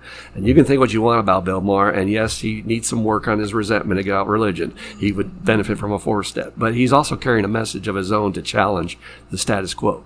And he meets with this Monsignor outside the Vatican in one of the scenes. It's one of the most powerful scenes in the entire movie. When he says to the guy, and the guy's obviously a rebel Monsignor. He's outside the system. He's a radical. He says whatever he wants to. He's old enough. He doesn't care anymore. And he says, let me ask you a question, Bill Maher says. He's in front of we're staying in front of the Vatican, and it's very ornate and very nice and expensive and gold. And what do you think Jesus would think about that? And the Monsignor doesn't miss a beat. He immediately says, Jesus wouldn't be caught dead here. And Bill Maher goes, excuse me? I mean, even it surprised Bill Maher. He goes, no, Jesus would be out serving the poor. He'd be working with the gays, the people with AIDS. He'd be out in the trenches. He wouldn't be here. He wouldn't come near this place. And that's the truth. For our churches, they need to hear that. That is the truth. That is the message that was carried by that master. And he was a misfit. And he was out working with the misfits, the people cast away by society. That's where your real spirituality lies. And I get that in my profession because I'm obviously having human records dropped on my doorstep in my group. Yeah. People that society has completely dropped and scorned and said, go away. Yeah, many of us literally, somebody has dropped us off at the doorstep and said, here, I was there. You fucking take him. Human wreckage. I was there. We don't know what to do with this and take him. Thanks for listening, guys. This was a blast. I love doing this one. This has been a very fun one. Of course, I'm finding, again, as I continue to find my voice, I find it more and more, and I have more and more fun behind this microphone. But I just, just like last night, we spent some time together, and I just enjoy talking to you and bantering this stuff back and forth and learning from you and sharing this stuff. And we know so much about each other, and we've grown so close over the past few years that I think that all, we're intimately close. I can say that we know each other's darkness and our light. Can we talk about that gift of recovery, that not only can you have the deepest relationships you've ever had in your life, I don't care how deep you think you had a relationship with another human being, but Dan and I are at this restaurant, and for some reason, higher power said, don't take this first table the guy's answering, because he tried to sandwich us between two other tables where you were staring straight at the TV. And I was like, no, can we have one of these booths back here, which I feel like they had closed the section for the night, but I was like, no, right. We don't want to be away from everybody. And Dan and I get in this deep-ass conversation about sexuality and those secrets and what happens as kids to us and things like that you just don't talk to another man about. Yeah. Where does another man talk? You don't do that at the gym, for sure. Yeah. These guys are talking politics and sports. Right. That's all you can talk about in the gym. And don't look downward at the guy's penis. We talked about that last night. Yeah. And so that's a huge gift of recovery, is that connection to just be yourself and talk about the fears and the doubts and the questions that all human beings have. Where else can you do that? Yep, absolutely, man. And not feeling any kind of, again, I know that was a safe and tight container, right? That I was completely safe to share whatever came about. Yeah, and that's another, you want to talk about miracles of recovery. And they're boundless, man. This man was brave enough to approach this waitress who was very cute after he goes, I'm going to go ask her out. And I said, fuck yeah, do it, dude. And she was in a relationship, but this man gets all the credit. He took that bullet. He went on the front line and said, hey, I think you're cute. You want to go out to dinner? That was fucking awesome. Well, thank you. Yeah, that's kind of embarrassing to... Not embarrassing. Most men won't do that. I'm telling you, women, give us a break out there. Y'all put this pressure on us like, oh, don't come at me and rape me, but at the same time, y'all want attention. And then we don't know how the fuck to approach you. And a lot of times you guys are cold as ice, man. You will cut our balls off just because I'm trying to ask you out for coffee. And then you don't. We won't even approach. I'm not going to bother with that. Yeah. She's not that cute, right? Start talking to her head. She's no way she'll say she's not worth it. Or she's probably with somebody already. But that's the other thing, is being okay with catching the no, which was a very likely thing. But I was catching some vibes from her during dinner that I didn't really think. I was actually a little surprised. It was so bad. She wouldn't even look at me when she asked, how's your meal? She talked solely to him. And I said, well, I guess I'm just fucking sitting here. My meal's fine, by the way. But she was all up in the damn, man. Yeah. So I was actually a little caught back in my heels, but then again, maybe I'll go back to eat there again. Maybe she was caught. Yeah, never know. She was caught and didn't know how to catch that question. But thank you. So we are like at 2:49. So we'll wrap this thing up, and thank y'all for listening to this thing. Thank y'all for supporting the podcast. Closing thoughts? Yeah. Well, I'm always closing thoughts like a concluder thing, man, and I kind of already did it. Just my appreciation for you and this work and the gifts that because everything I've said here for the most part is can be tracked back, because everything in my life that's good today can be tracked back to my recovery, can be tracked back to me doing these 12 steps, can be tracked back to you giving me the gifts of these 12 steps. So everything roots back to there. When I if I say, okay, here's something in my life that's great. Where did it start? It all goes back to that. And I owe that thanks to you. I owe a debt of gratitude to you and to this work. And that's why I continue, because I know that it's for, this stuff will allow everybody to find their voice. Whether if you're a substance abuser or not, whether if you're wherever you're at. Maybe things are fucking great for you. You want to be greater? Who don't want that, right? And so we all are carrying stuff, and pick up some new tools, and don't be afraid to do that, and try out some new things and see what happens. Worst things that happens to you, maybe you burn 4, 5, 6 months doing this work and you go, well, I don't know if that's really worth it. I don't think that's going to be the case, but that's your biggest risk. And that's another thing for Miss Mankind. What are you risking by not doing it? What are you risking? The next 4 or 6 months drinking beer. Yeah. That's not watching football season. I want to send the love back at you as a concluder that, and I've already told you, you're my best friend, and you've taken my sobriety to a new level, and you inspire me. You give me strength. That's what I need to tell you. You give me strength when you're not there. You don't know how you help me with this book and how you help me in my journey every day when I'm like, get self-pity and I'm all alone and nobody understands, and we're trying to do this TSSR and nobody else is really jumping up, and then you're there doing your thing on your journey, and I'm like, look at that motherfucker, man. He is walking his path. I can walk my path if he's walking his path today.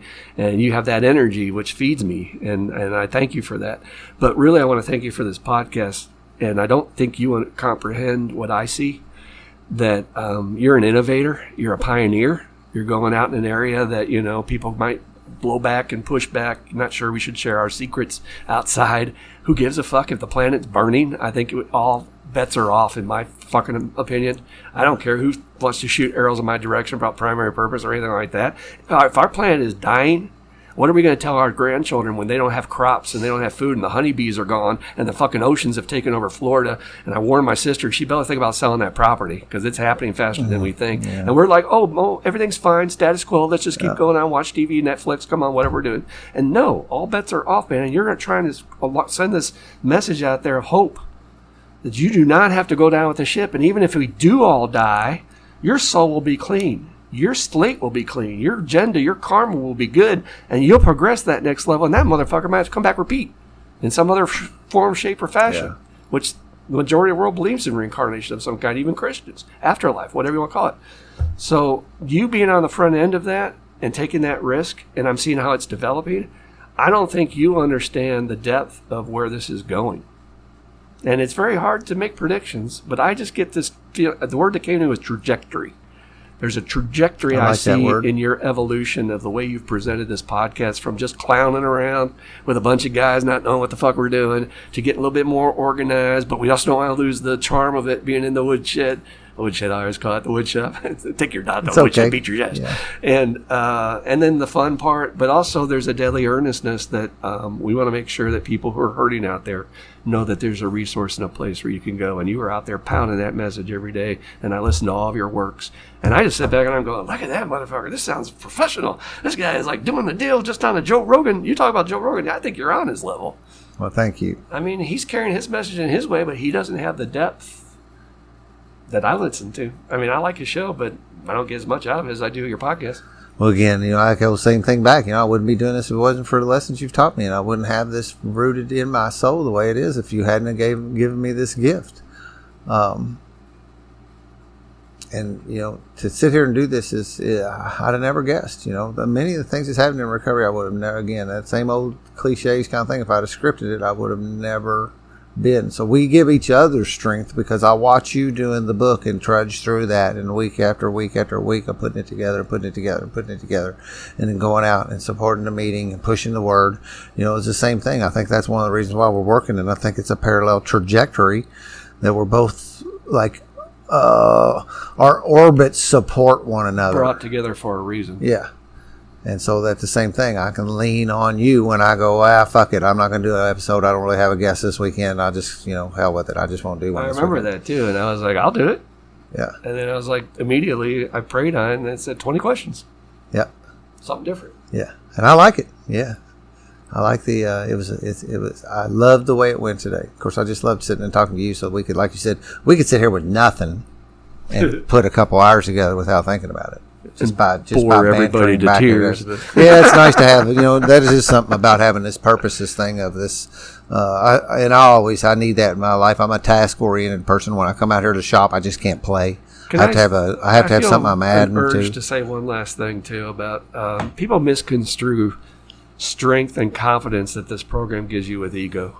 And so when we're here and we're pounding this thing, what it's done for us, we're not trying to say we're so great. The minute we leave this room, both of us are going to go back to our alcoholic thinking like I'm not enough and I'm insecure and I'm not sure I can do this. That's human, fears and all that jazz.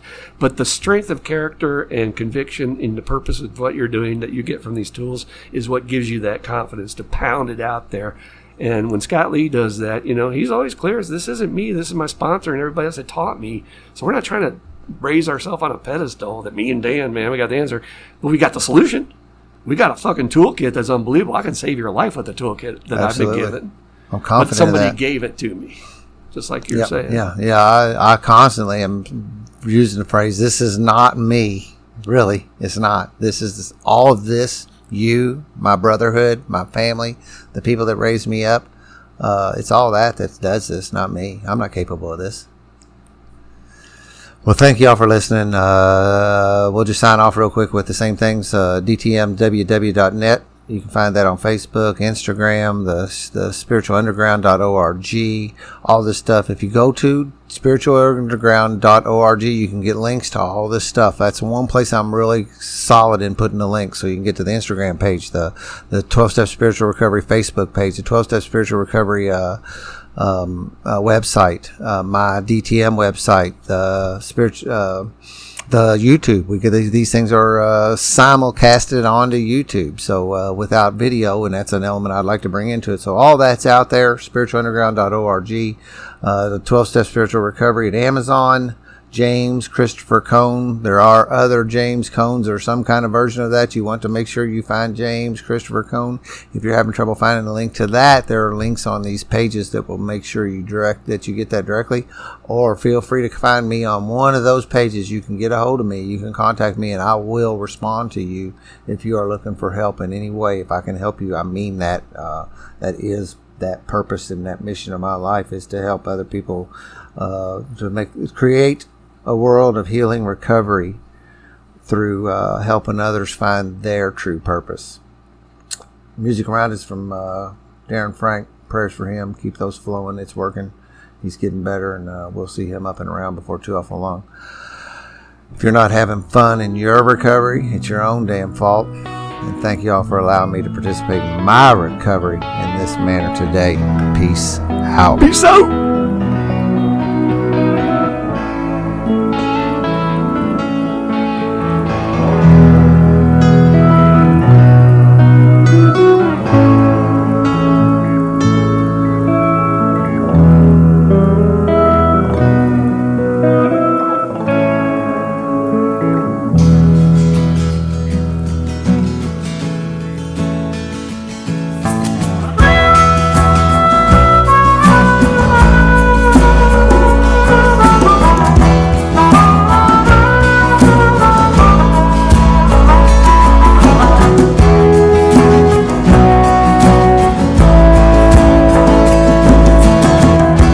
Tried to be just who they wanted.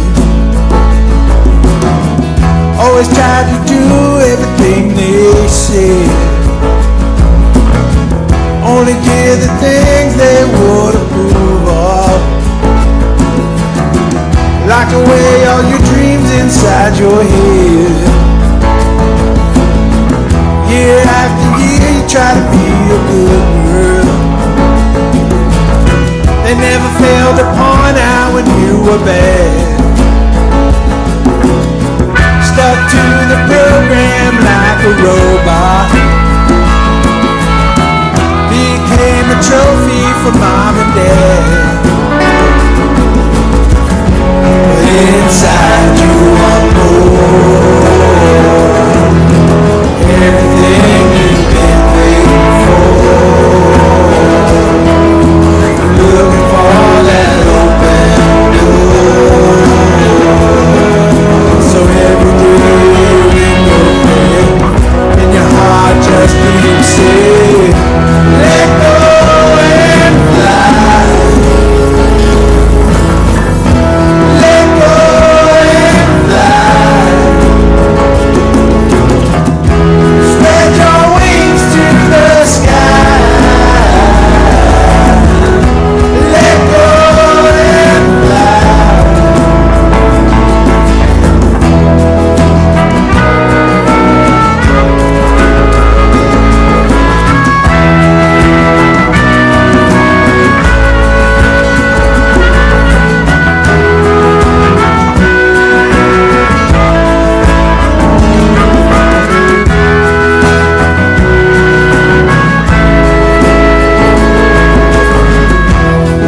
Since you was a little boy, they told you, suck it up and be a man. It's time to put away your baby toys. Make your mom have a plan.